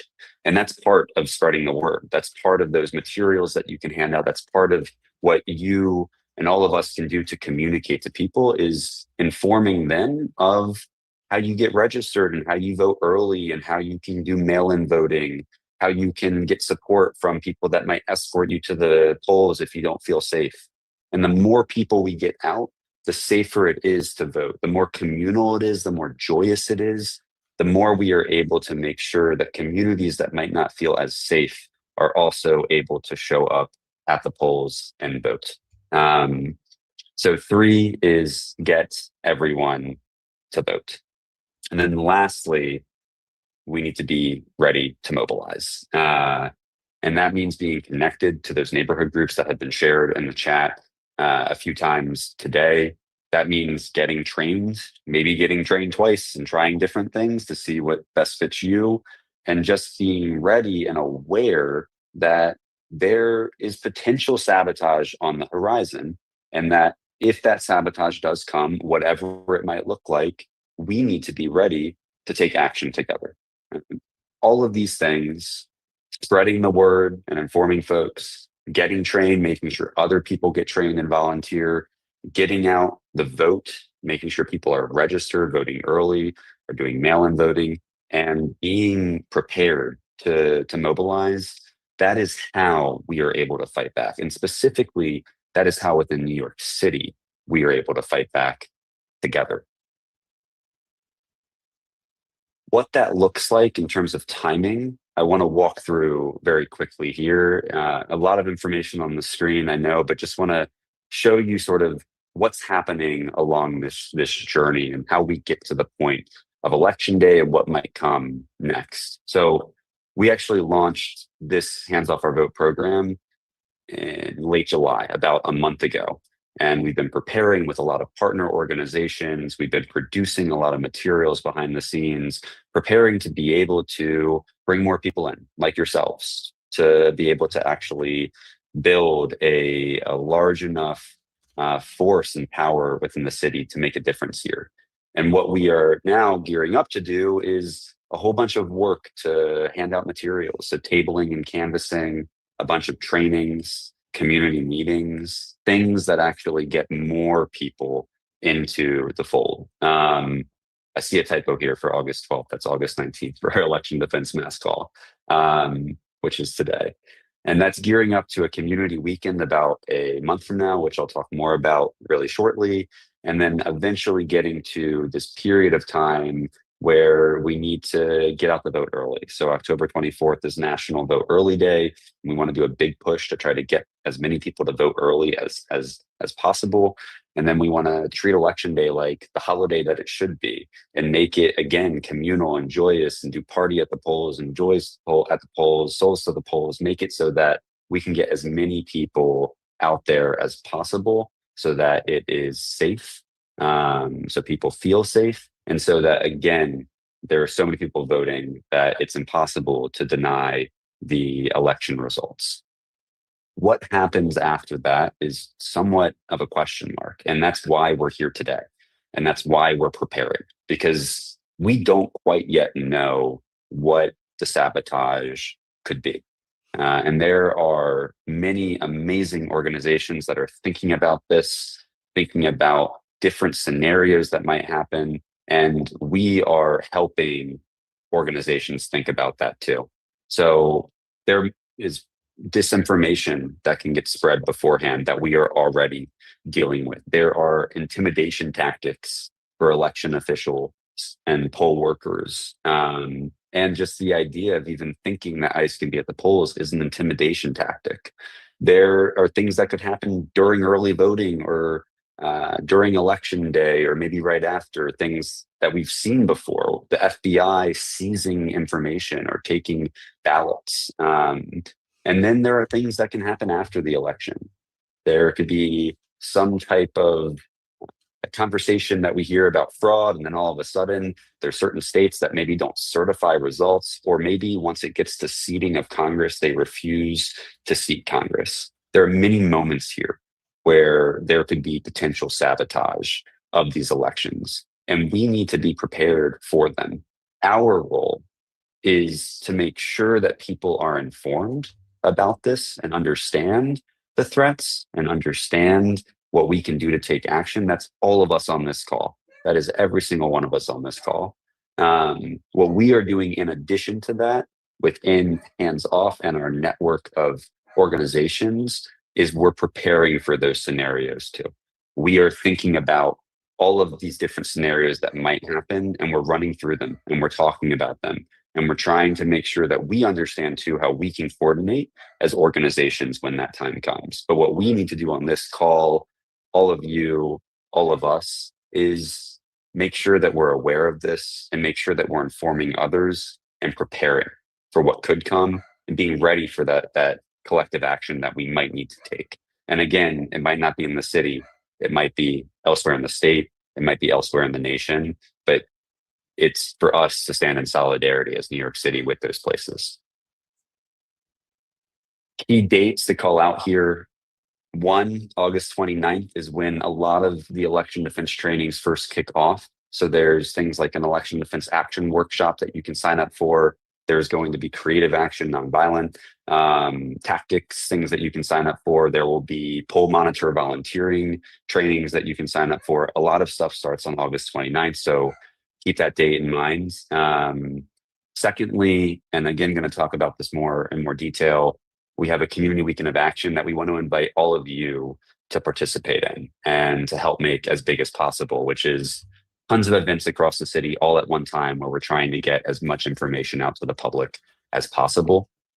We've held them 3 times before. We've had times where we've had hundreds of events running at the same time, and we want this to be the biggest.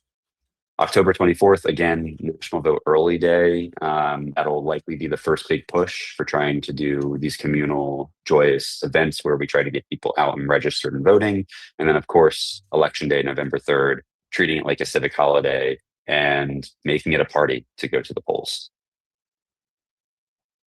So what can you do? What can you do to help support this? What can you do to help defend our elections, protect our votes, and protect our communities? There are 3 things, and I'm going to keep repeating this, but join a local neighborhood group. That is where you can organize with neighbors. That is where you can organize more locally. You will stay informed about events and actions and trainings, and you'll get alerts on things that are happening, such as if there's ICE in the community. Second, and the 3 and 2 are swapped here. Second, sign up for a training. Sign up for one of the many trainings. I think over the next 30 days, we have 11 or 12 trainings.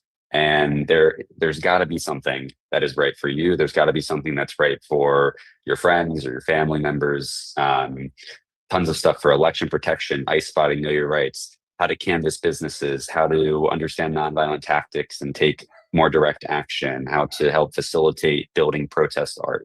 There is something for everyone. So sign up for at least one of those trainings. And then lastly, host an event for Community Day. Help spread the word and grow this collective power. The Community Day is September 18th to 20th.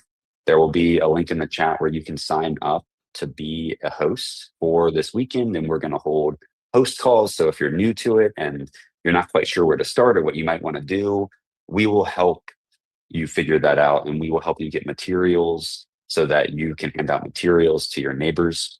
It can literally be anything too. Some people go out and table, some people go out and canvas, some people hold a small gathering at a bar, some people have park play dates where it's family oriented and it's just hanging out at the park and handing out materials to folks that might come by and talking to other families. There's tons of things that you can do, and we want to welcome all those creative ideas because we want to make sure that we're doing the things that folks want to actually join in on, and we'll bring more people into this movement. To highlight each of these very quickly, what does organizing locally look like in a neighborhood group chat? Looks like handing out flyers, looks like, whether it's a palm card about election defense or it's a whistle kit where there's information about Salute and the hotline that Natalia shared earlier, or there's a zine that you can fold together with neighbors and then hand that out with each other's.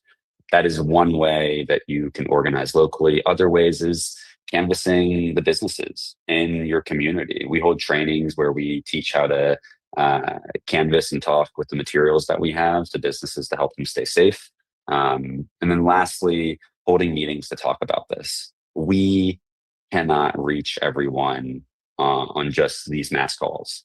We need help from you to help reach people that are in your community, that are your friends, your family, your colleagues, the communities that you are in, to be able to share this information and bring more people in. So whether it's a meeting or a gathering, if it's having a dinner and bringing folks together, just ways to actually bring people into spaces where we can talk about the same things that we're talking about today.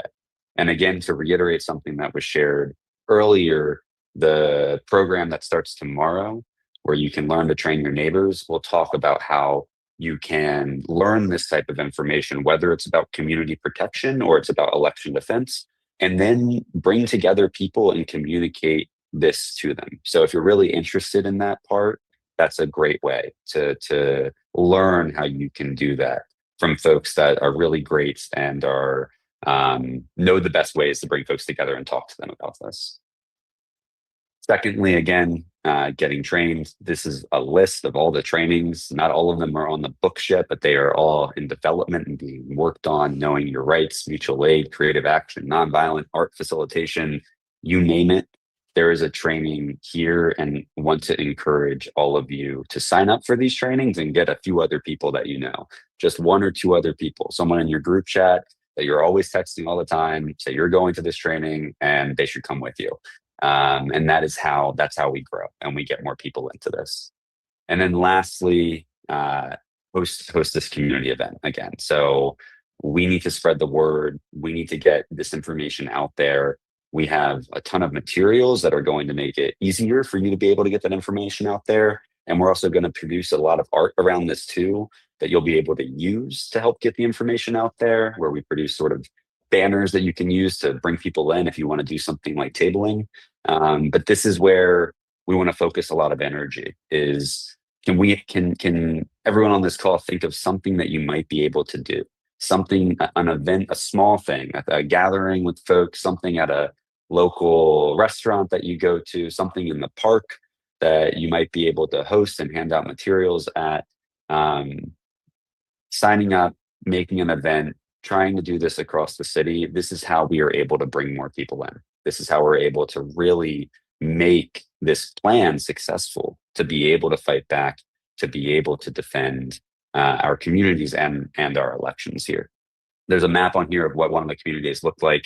That was 120 plus actions all at the same time, and it was amazing. And I think it's one of the most beautiful and like most rewarding events. Just seeing the photos flood in of all of these people doing all of these different things to try to support, again, protecting communities and elections and democracy more broadly. That is the plan. These are the three things. I'm going to put them back up on the screen for a second just to make sure that I can double down on them. Join that neighborhood group, because that is where you will get connected to folks. Sign up for one of these trainings and bring other people with you to those trainings. And then lastly, host an event for Community Day. Get some friends, get some folks, get some people in to help you do it.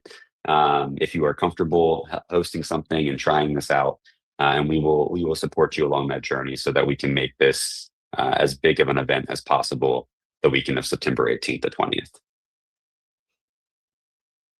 That's it. We've got this, everyone. I'm going to pass it back to Rebecca, who is going to close us out here. Thank you all. Thank you so much. Thank you, Hannah. Thank you, Ryan. Thank you, Haylin. Thank you, Laura. Thank you, Natalia. Thank you, Murad. And thank all of you here for making tonight possible. I hope you learned something. And like they say, each one teach one. This is a old discipline found deep in community care. What you've learned today, make sure you tell someone. If you feel invested today, make sure you pass that along. So I want to give one more piece of information before we close out. Some of you have been using the Q&A feature to ask questions. Thank you for doing that. Some of you have used the chat. I just want to recognize and acknowledge that many of you have been answering your own questions. And I think that's great. The collective piece of this, collective contribution, will continue to be critical for all of us. So want to thank you for actively participating and being in discussion with each other. And I want to also flag, we've put together a feedback form that we'd like to put in the chat for you. If you have any questions post this call, we'd love to hear your feedback on today as we continue to do these. So your contribution here and your thoughts are critical. So thank you for that. And then I want to echo what Ryan put here is, we've got this. And so I want to close with just a note of appreciation, gratitude for all of you. If this has fed your soul today, if this has given you clarity, if this has given you a sense of renewed purpose, if you are ready to fight, if you are ready to embrace your community, if you are ready to stand up for New York, say let's go in the chat. Let's go. We are ready to go. Thank you all so much for being here with us. We do this together. We do this in solidarity, and we're going to close out with a video for you all. Thank you all for being here today.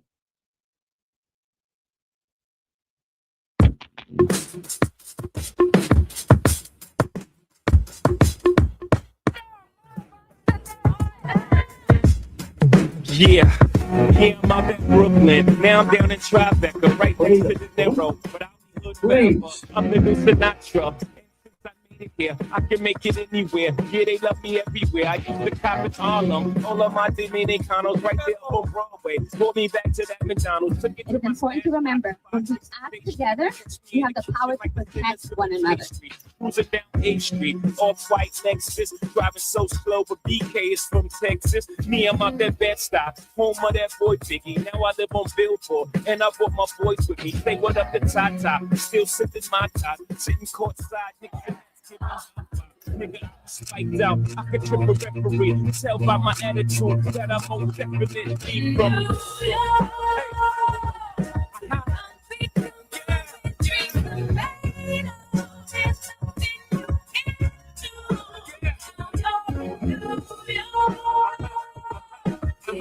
These streets will make you feel brand new. You want to go, Jig? Makes you happy. Catch me at the exit.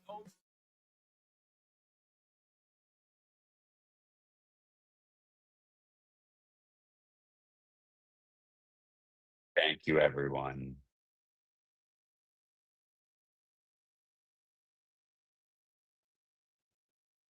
I'm staying because there's so much love in this chat. Appreciate you all. That's right. Let's go. I will see some of you tomorrow. We will see some of you all in the streets. We will see some of you all in the chats. And we will continue this together. Thank you all so much.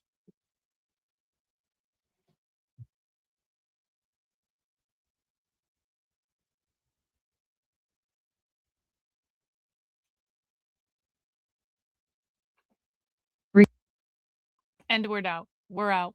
We're out. We're out.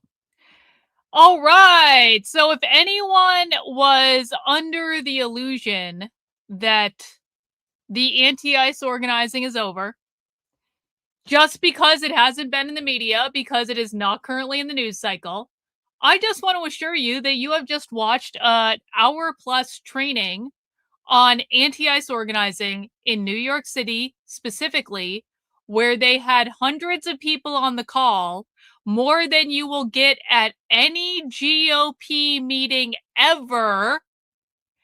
And they're all pretty excited about doing all of these trainings and all of this organizing to continue to impede the operations of ICE.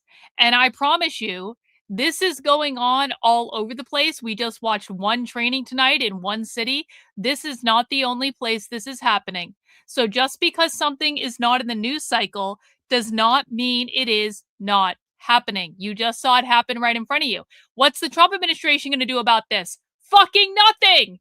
Because they never do anything about it. Because they never do anything about it.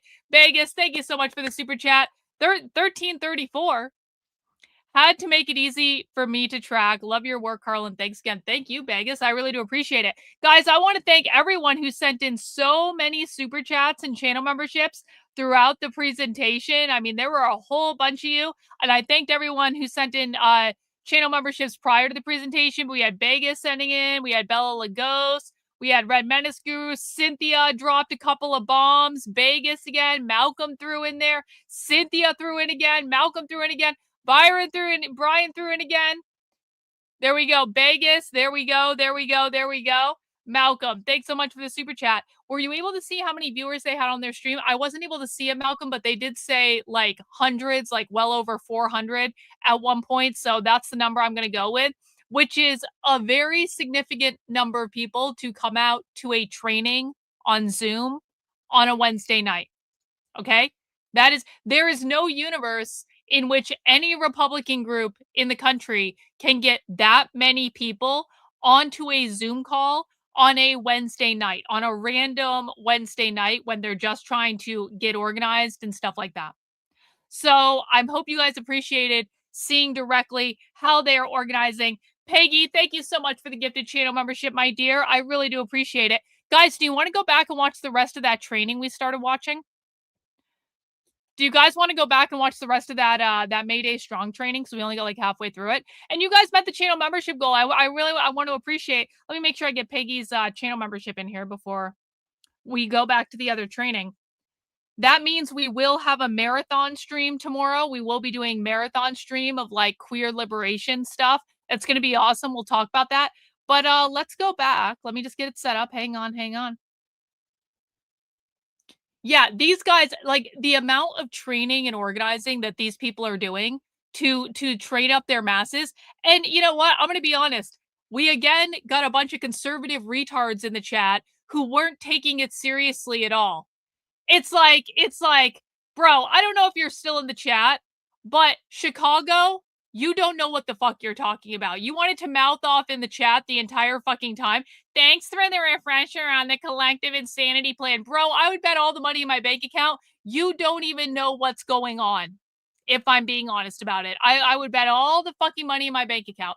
This is what happens when we do this stuff publicly, because conservative boomers think they know fucking everything, when in fact they know nothing. And that is why we have to ban them and silence them and prevent them from influencing other people, because we cannot allow them to speak.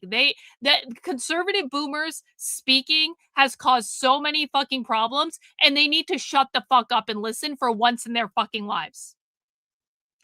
Anyway, let's finish the organizing call we were watching last week, or this is a call from last week. I'm pretty sure this call was on Thursday of last week. We were going to watch it live last week, and I just decided we would watch the recording instead. So this is relatively new. This is what they're trying to do for Labor Day. We've watched about half of it. If you missed it, you can go back and watch the first part of the stream. Let's watch the second half. With the people in your community. All right, and I see them ones coming. Come on. Keep them coming. Keep them coming. All right. Beautiful, beautiful. Powerful. Powerful, y'all. Thanks, everybody. All right, good people. Can we show some love to AJ, the Civ that's been throwing down on Solidarity Schools, for explaining to us how we could throw down by hosting one, attending one. We're seeing your questions. We're collecting them. We're probably not going to be able to get to all of them tonight, but we're going to try our darndest to make sure you've got everything you need to be able to throw down before Labor Day to get your people trained up so that they can build these incredible Labor Day actions and build people power. Appreciate you, AJ. I love you. Y'all, when AJ says, like, join them, host a training, host an action this Labor Day, they're talking about you. They're literally talking about you actually participating in the trainings, holding the trainings, participating in Labor Day actions, hosting Labor Day actions. We need you. And, you know, again, I told you we wouldn't ask you to do anything without trying to make sure that it was as easy as possible, pulling away any sort of barriers to keep you from doing it. And one of the ways I know, and I think our team knows how to help people understand what it looks like to actually implement these things, is to raise up some of the local leaders that are doing it. So before I introduce our next slate. Yo, John, thank you so much for the channel membership. Really do appreciate that, bro. Guys, I think I just found Antifa making an overt death threat on Instagram.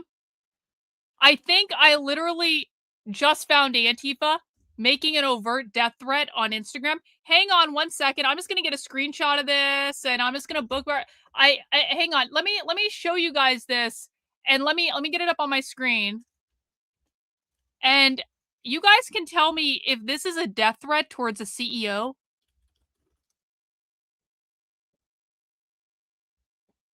Saying, let's downsize, no CEO left behind, naming the specific CEO related to the flock cameras and saying 3-bullet politics. This is like, oh, you guys can't fucking see this. Oh shit, look at this. This is on an Antifa account that I follow. No CEO left behind.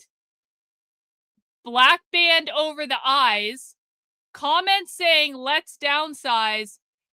Naming the specific CEO of the flock cameras, having pictures of bullets, having pictures of Luigi Mangione, and saying 3-bullet politics. I think that this is an overt death threat from Antifa. Does anyone else agree with me? Did we just discover death threat in real time? Breaking on Twitter. I need you guys to help me to share this. Breaking. Antifa on Instagram. Hang on. Antifa on Instagram is issuing death threats to CEOs referencing bullets and Luigi Mangione, and essentially using the platform to call for more CEO assassinations. This was posted 20 minutes ago.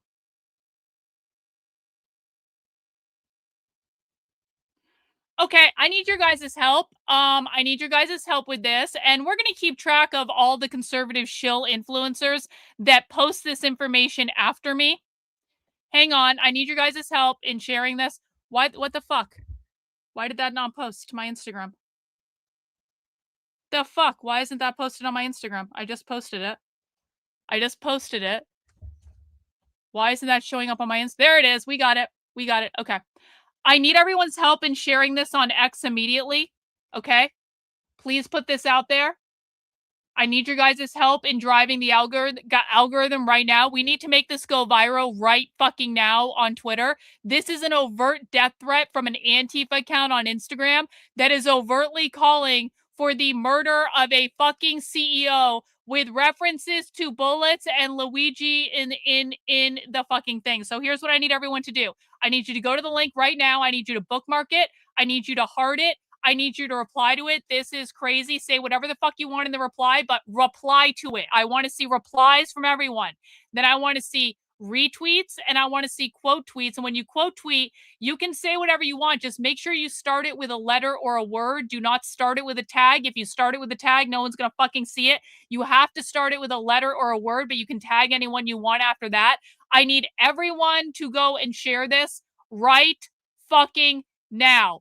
Golf, that's not fucking funny.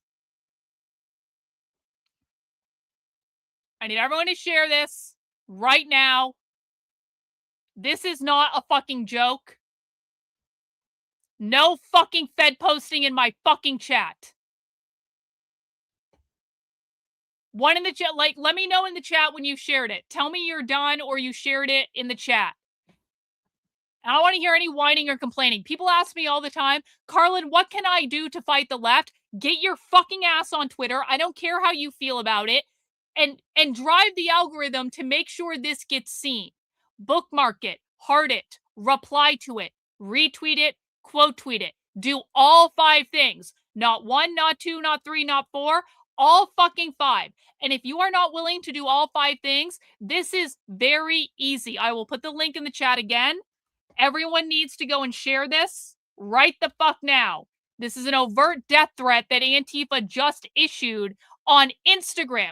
They are using Instagram. They are using Meta to issue death threats. Not even death threats. I would call this a death order. This is a death order. They are fucking telling people, go assassinate CEOs. I don't want to hear one word from you in the chat until you're done sharing this. I don't want anyone fucking chatting in until you've gotten your ass over to Twitter.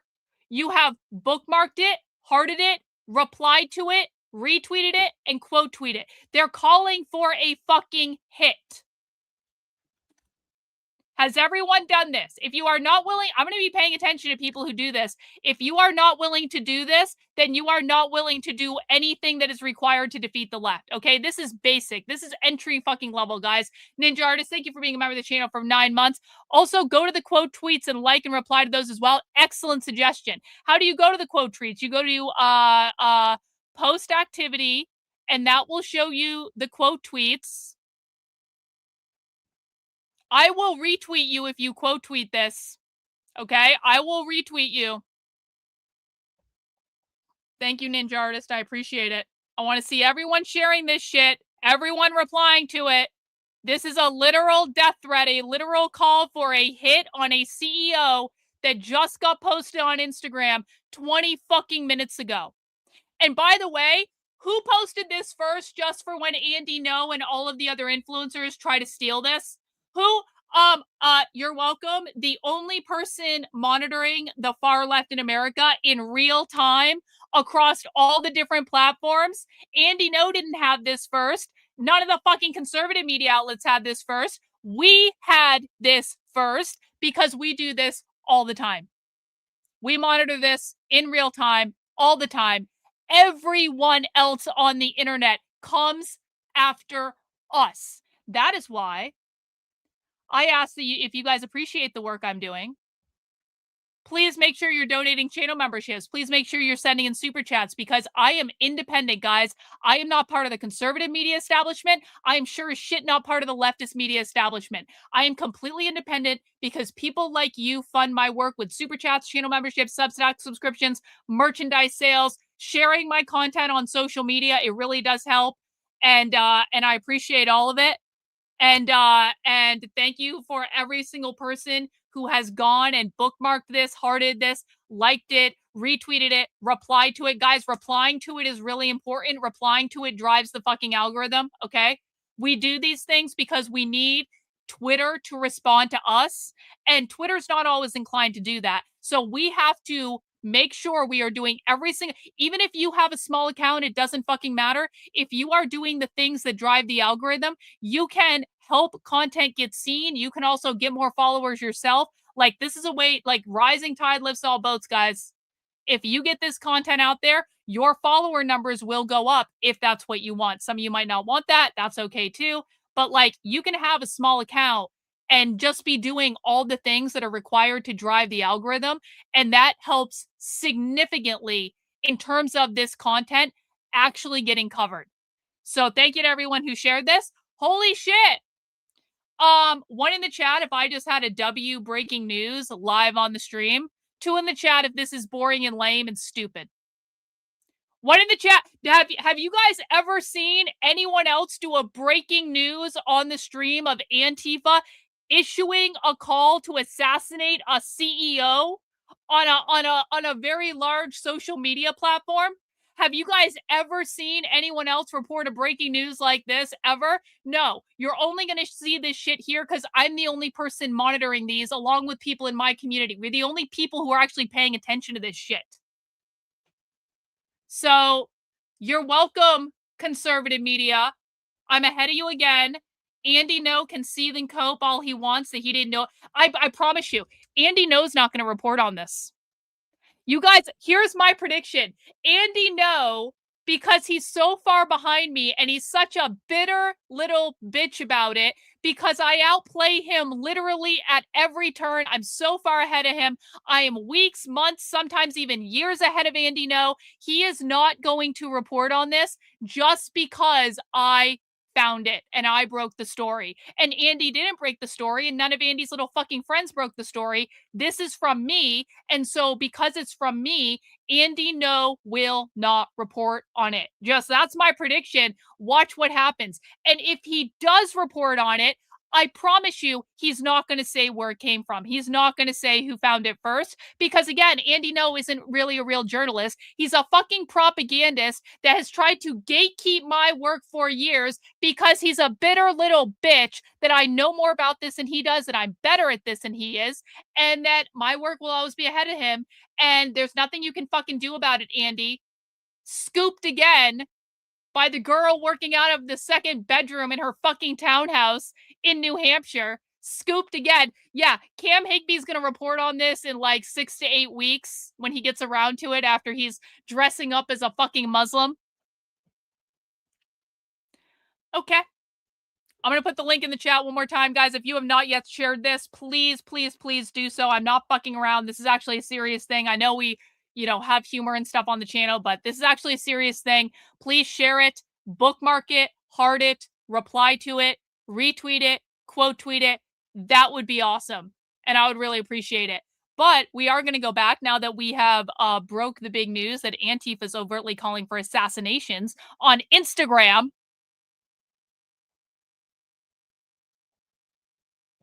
We're going back and watching the rest of this training.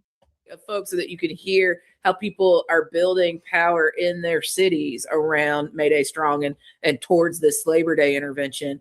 I just want to remind you, if you look at the chat, we got over 300 people here. There's like 340 people on the call right now. I'm curious if y'all texted to see if y'all could get us to like 345. Might want to try spelling assassination correctly in the end of the night. Post, Karlyn. AJ said, why don't you invite folks like 5 of your homies to do the trainings with you or to host the trainings with you?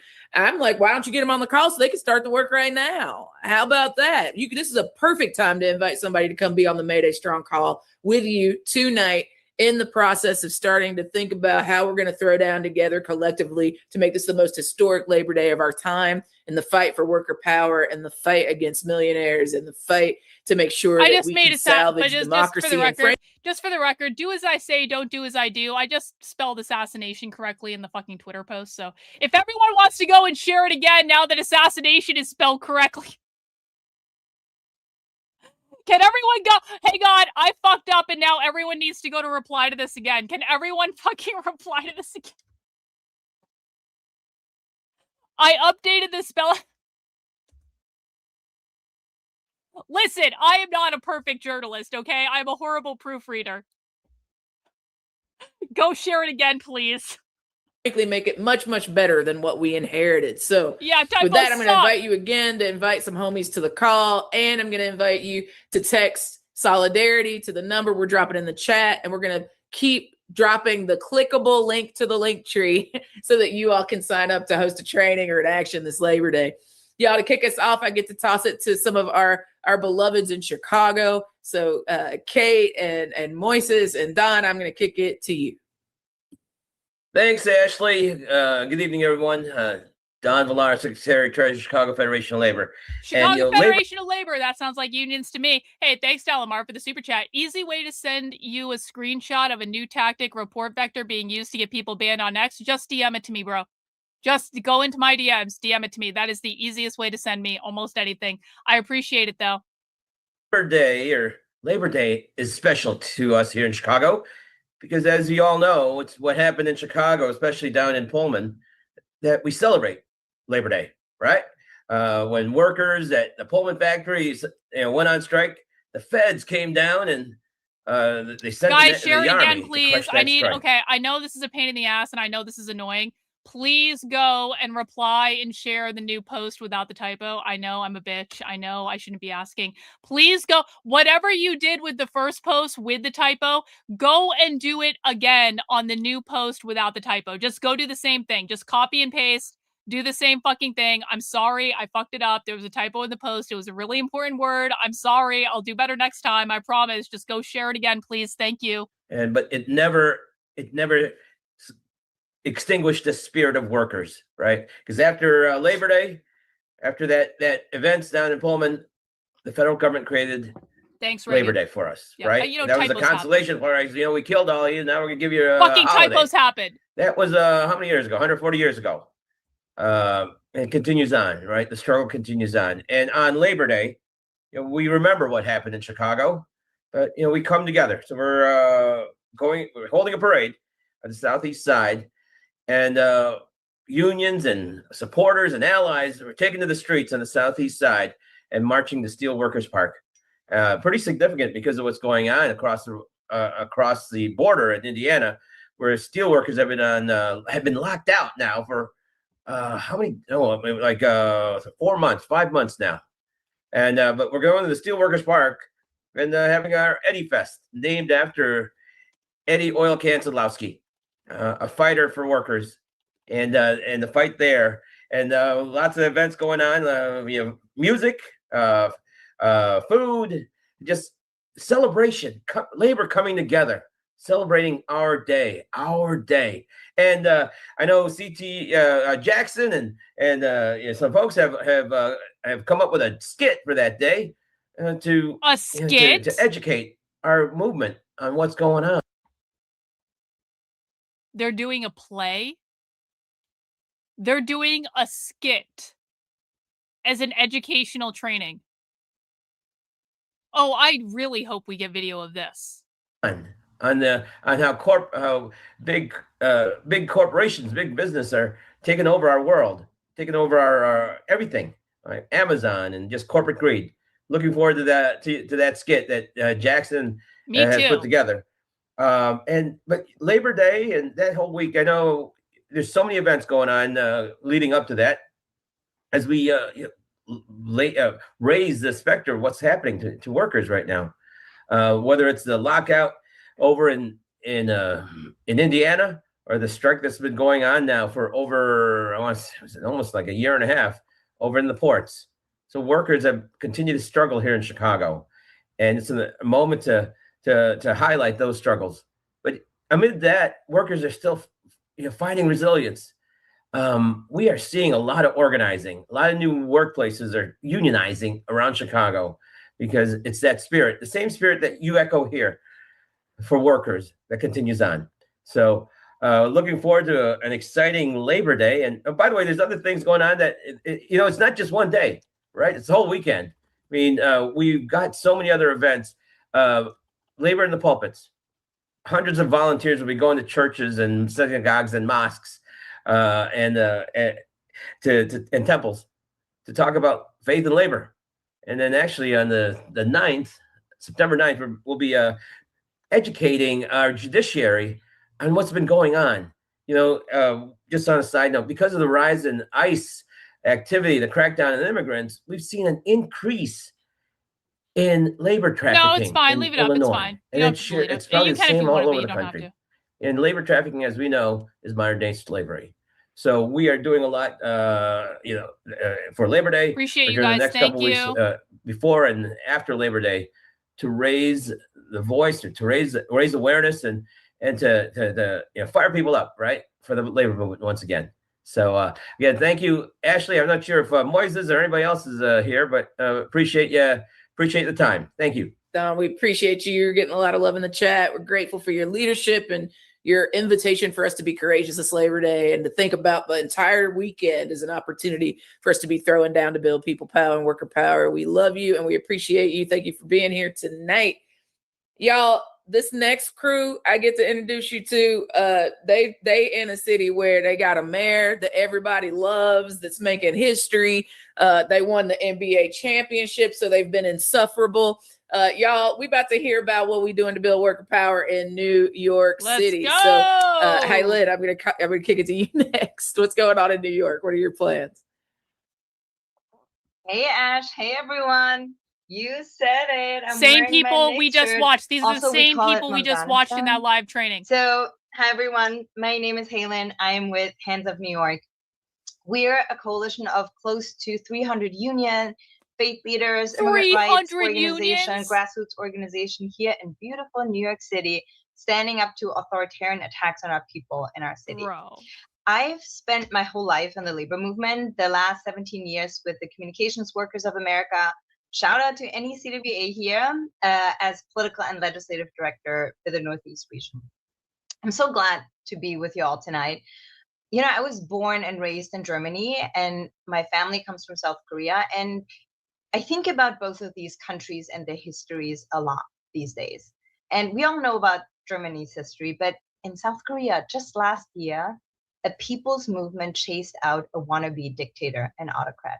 So if you ask me what gives me hope in this moment, it's always the people. It's always the movement. So here's how New York City is getting ready.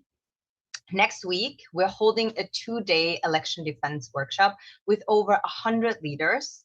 from labor, faith, grassroots, government, small business, arts and culture, This is really what we as just cross-sector as we can. And it is convened by Hands of New York, the New York City Central Labor Council, Common Cause New York, the Interfaith Center of New York, Mayday Strong, Make the Road New York, the New York Immigration Coalition, the NAACP New York State Conference, and Freedom Trainers. And I'm naming every single one of these conveners on purpose to show how cross-sector it is and how important it is in this moment to be cross-sector and inviting everybody to bring their networks into the room.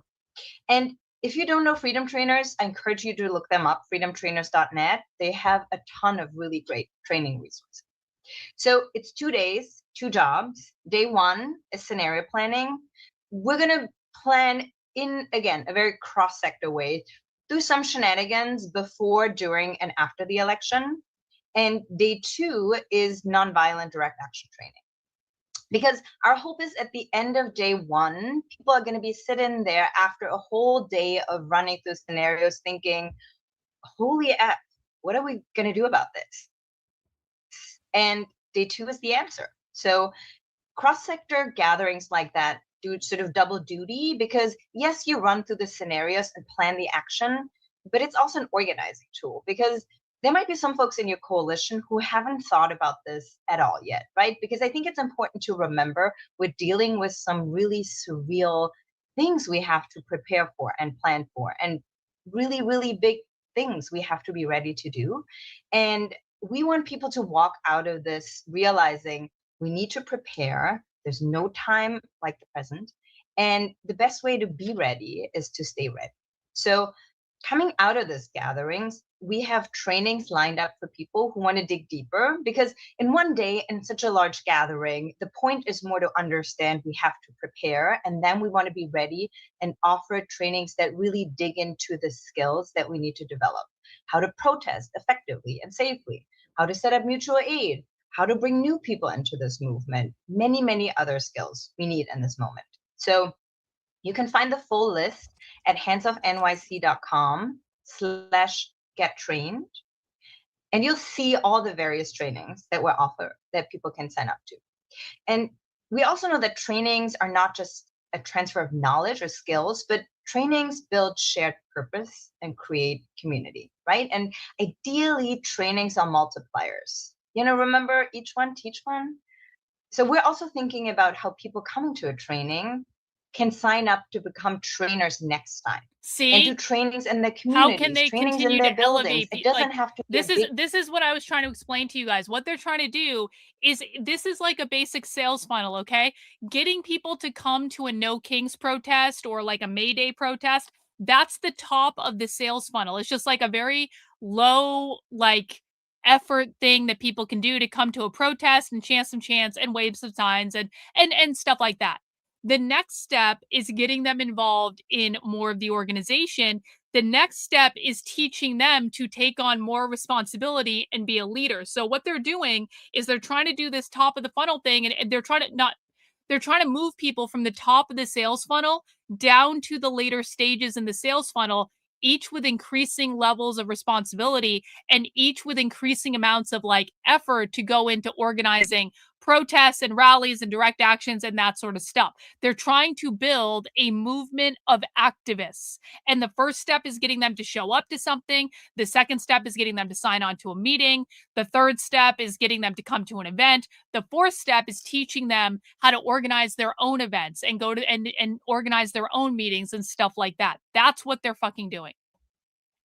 Formal thing, right? Where you have to like have a fancy certificate to do this. We're building community, we're training, organizing, and anybody can do this. And the more people anyone think can do about this, guys. how to It's meet all people good. where they're at, Anyone and talk about can what do we this. need to do, the better we're off.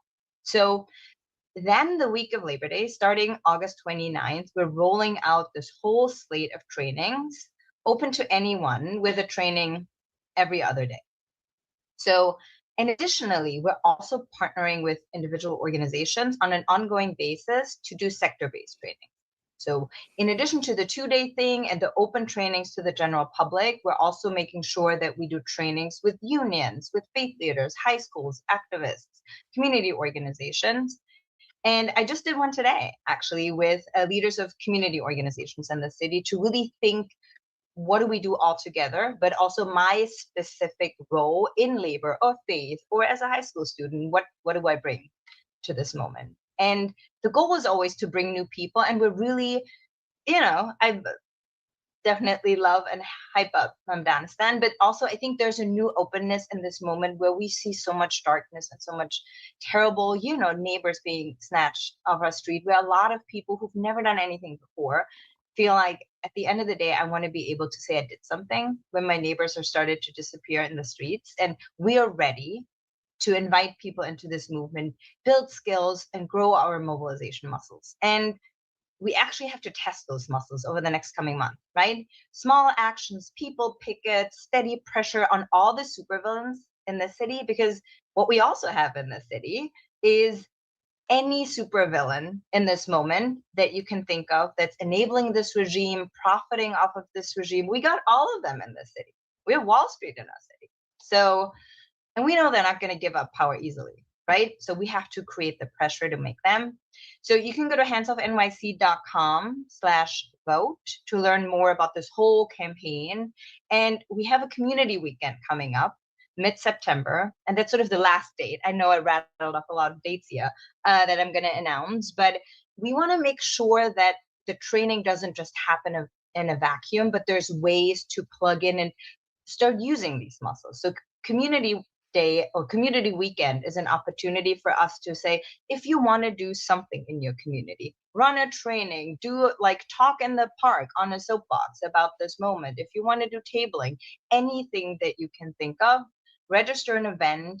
And anytime we've done this in the past, we had hundreds of events all over the city because people want to do something.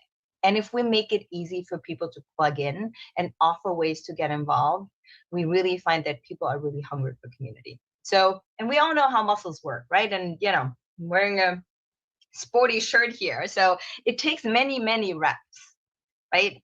So that our muscles are strong when we need them. So that's the plan for New York City. Thank you. Thanks so much for having Appreciate me. it. You're right. Listen, Mom Donistan, we all trying to get a little taste of that. And we're trying to build worker power across the country to make it so. Thank you so much for your leadership. Thank you for your courage. Thank you for giving us a plethora of ways that we can be inspired, participate in. I know we got some New Yorkers on the call. I expect to see y'all rocking with Hands Off NYC. If you are a New Yorker and you about to be one in the number that's supporting this incredible work, I want you to let me know in the chat so we can be looking for you and see your face in the places. I can't wait. I cannot wait to hear about the success of this incredible endeavor, this humongous lift that Hands Off NYC is doing. And I know it's going to be successful because we're going to make it so. We're going to tell all of our fans that are also in New York that they need to be about this business with Hands Off NYC. And if you are in New York, you need to have your face in the place. I can't wait to see you there. You've got the links in the chat. We're also going to be sure that you don't miss one link, y'all. So after this call is over, you will get an email from us that has all the links. You're going to be able to see the recording of this call. We are going to make sure you have everything that you need on the website so that you can throw down in these trainings, these solidarity schools, so that you can get the toolkits that you need to host in a training. You can either be down with bringing solidarity schools to where you are, or you can throw down on hosting an event, or you could do both, which would even be more delicious. We need you to do that. So just to run down some of the calls to action again, before we call this call a call, I need you to sign up to throw down and build some worker power this Labor Day, some community worker solidarity this Labor Day. You're going to do that by either hosting a training and or hosting an action. And you're going to be able to sign up to do that at the Linktree link that has been dropped in the chat. So you just click that. It's going to take you to everything that you need there. Y'all, I also heard people saying, make sure you're spreading the good gospel about Mayday Strong, right? I saw some people nodding to the John Lewis good trouble statement. We need to be doing that. And I see Barbara Arnwine is on the call, and she's also been inviting us to think about how we build solidarity across difference to build worker power. So shout out to you, Barbara. I've seen people drop the MaydayStrong.org link in the chat. Y'all should be spreading that all over heretofore. You should be spreading that all over the internet and in your group chats and your listservs and all those good things. I heard Highland, shout out the Freedom Trainers, proud core team member. I need you to go to freedomtrainers.net if you need any sort of support or any sort of curricula, or want to just like get refreshed about how we could be more non-cooperative to stop and push back against this authoritarian attack and build more people power.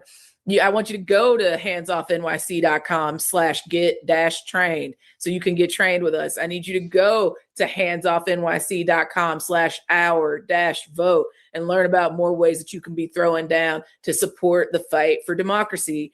And y'all, last but certainly not least, I need you to know that your courage, you deciding to be one in the number to throw down with us around Labor Day, will put you in the legacy of folks who are bending the moral arc of the universe towards justice, not just through moral outrage and disruption, but through our actual practice of solidarity. It's not just something we believe, it is something that we do. And I am so grateful every time you show up on these calls to do it. I want to shout out all the Mayday Strong Coalition. I want to shout out all the folks that were behind the scenes that made the tech possible for us to have this webinar tonight.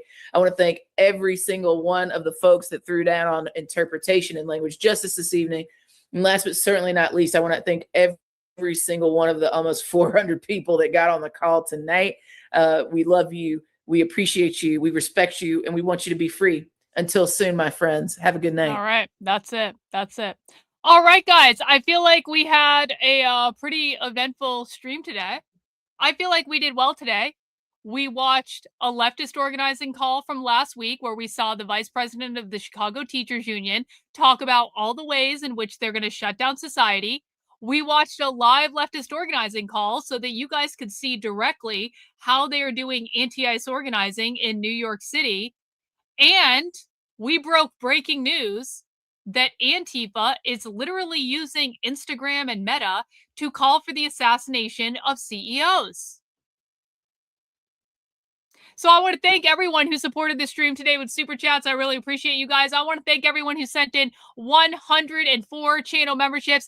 Because you guys hit the channel membership goal today, we are doing a marathon stream tomorrow. Who is ready for Queer Liberation anti-fascist marathon stream? One in the chat if you're down for the marathon Queer Liberation Antifa stream we're going to do tomorrow, where we're going to watch them talk about queer liberation and trans liberation and how they are going to destroy the evil fascists for hours and hours and hours. It's going to be fucking great. This is our training ground for the Socialism Conference. The Socialism Conference is coming up. We're looking forward to it. We train for this shit. We train to be able to sit here for hours at a fucking time and listen to the far left without going insane, okay? So I am probably going to start the marathon a little bit early tomorrow, if I'm being honest, possibly around 3 o'clock, possibly around 4 o'clock. It's going to be something like that.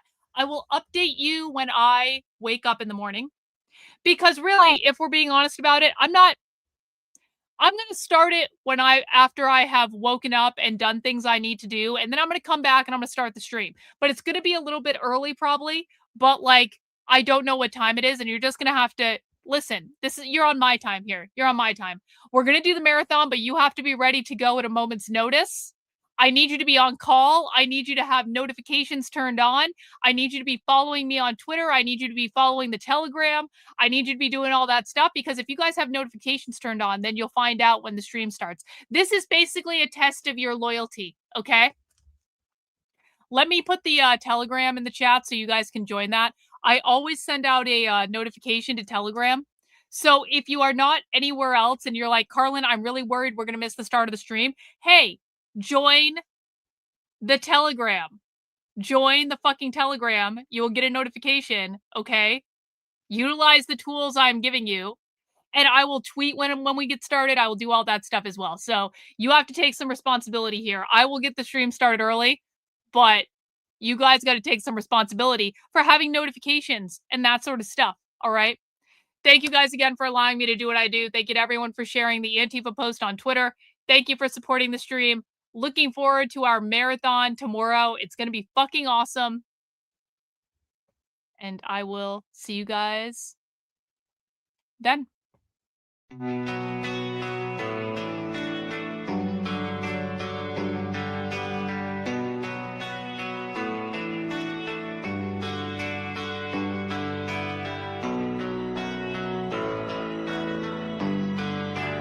How are you feeling?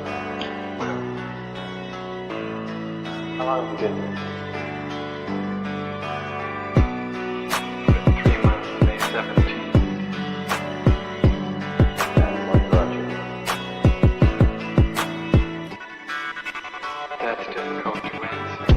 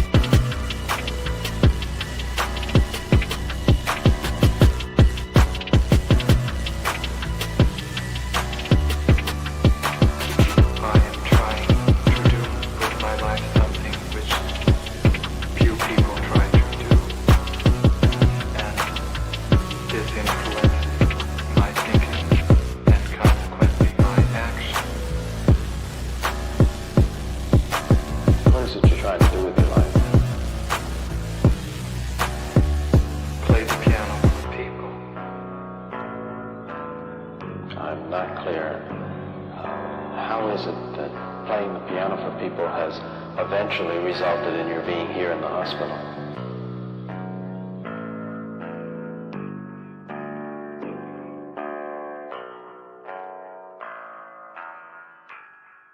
That's difficult to answer.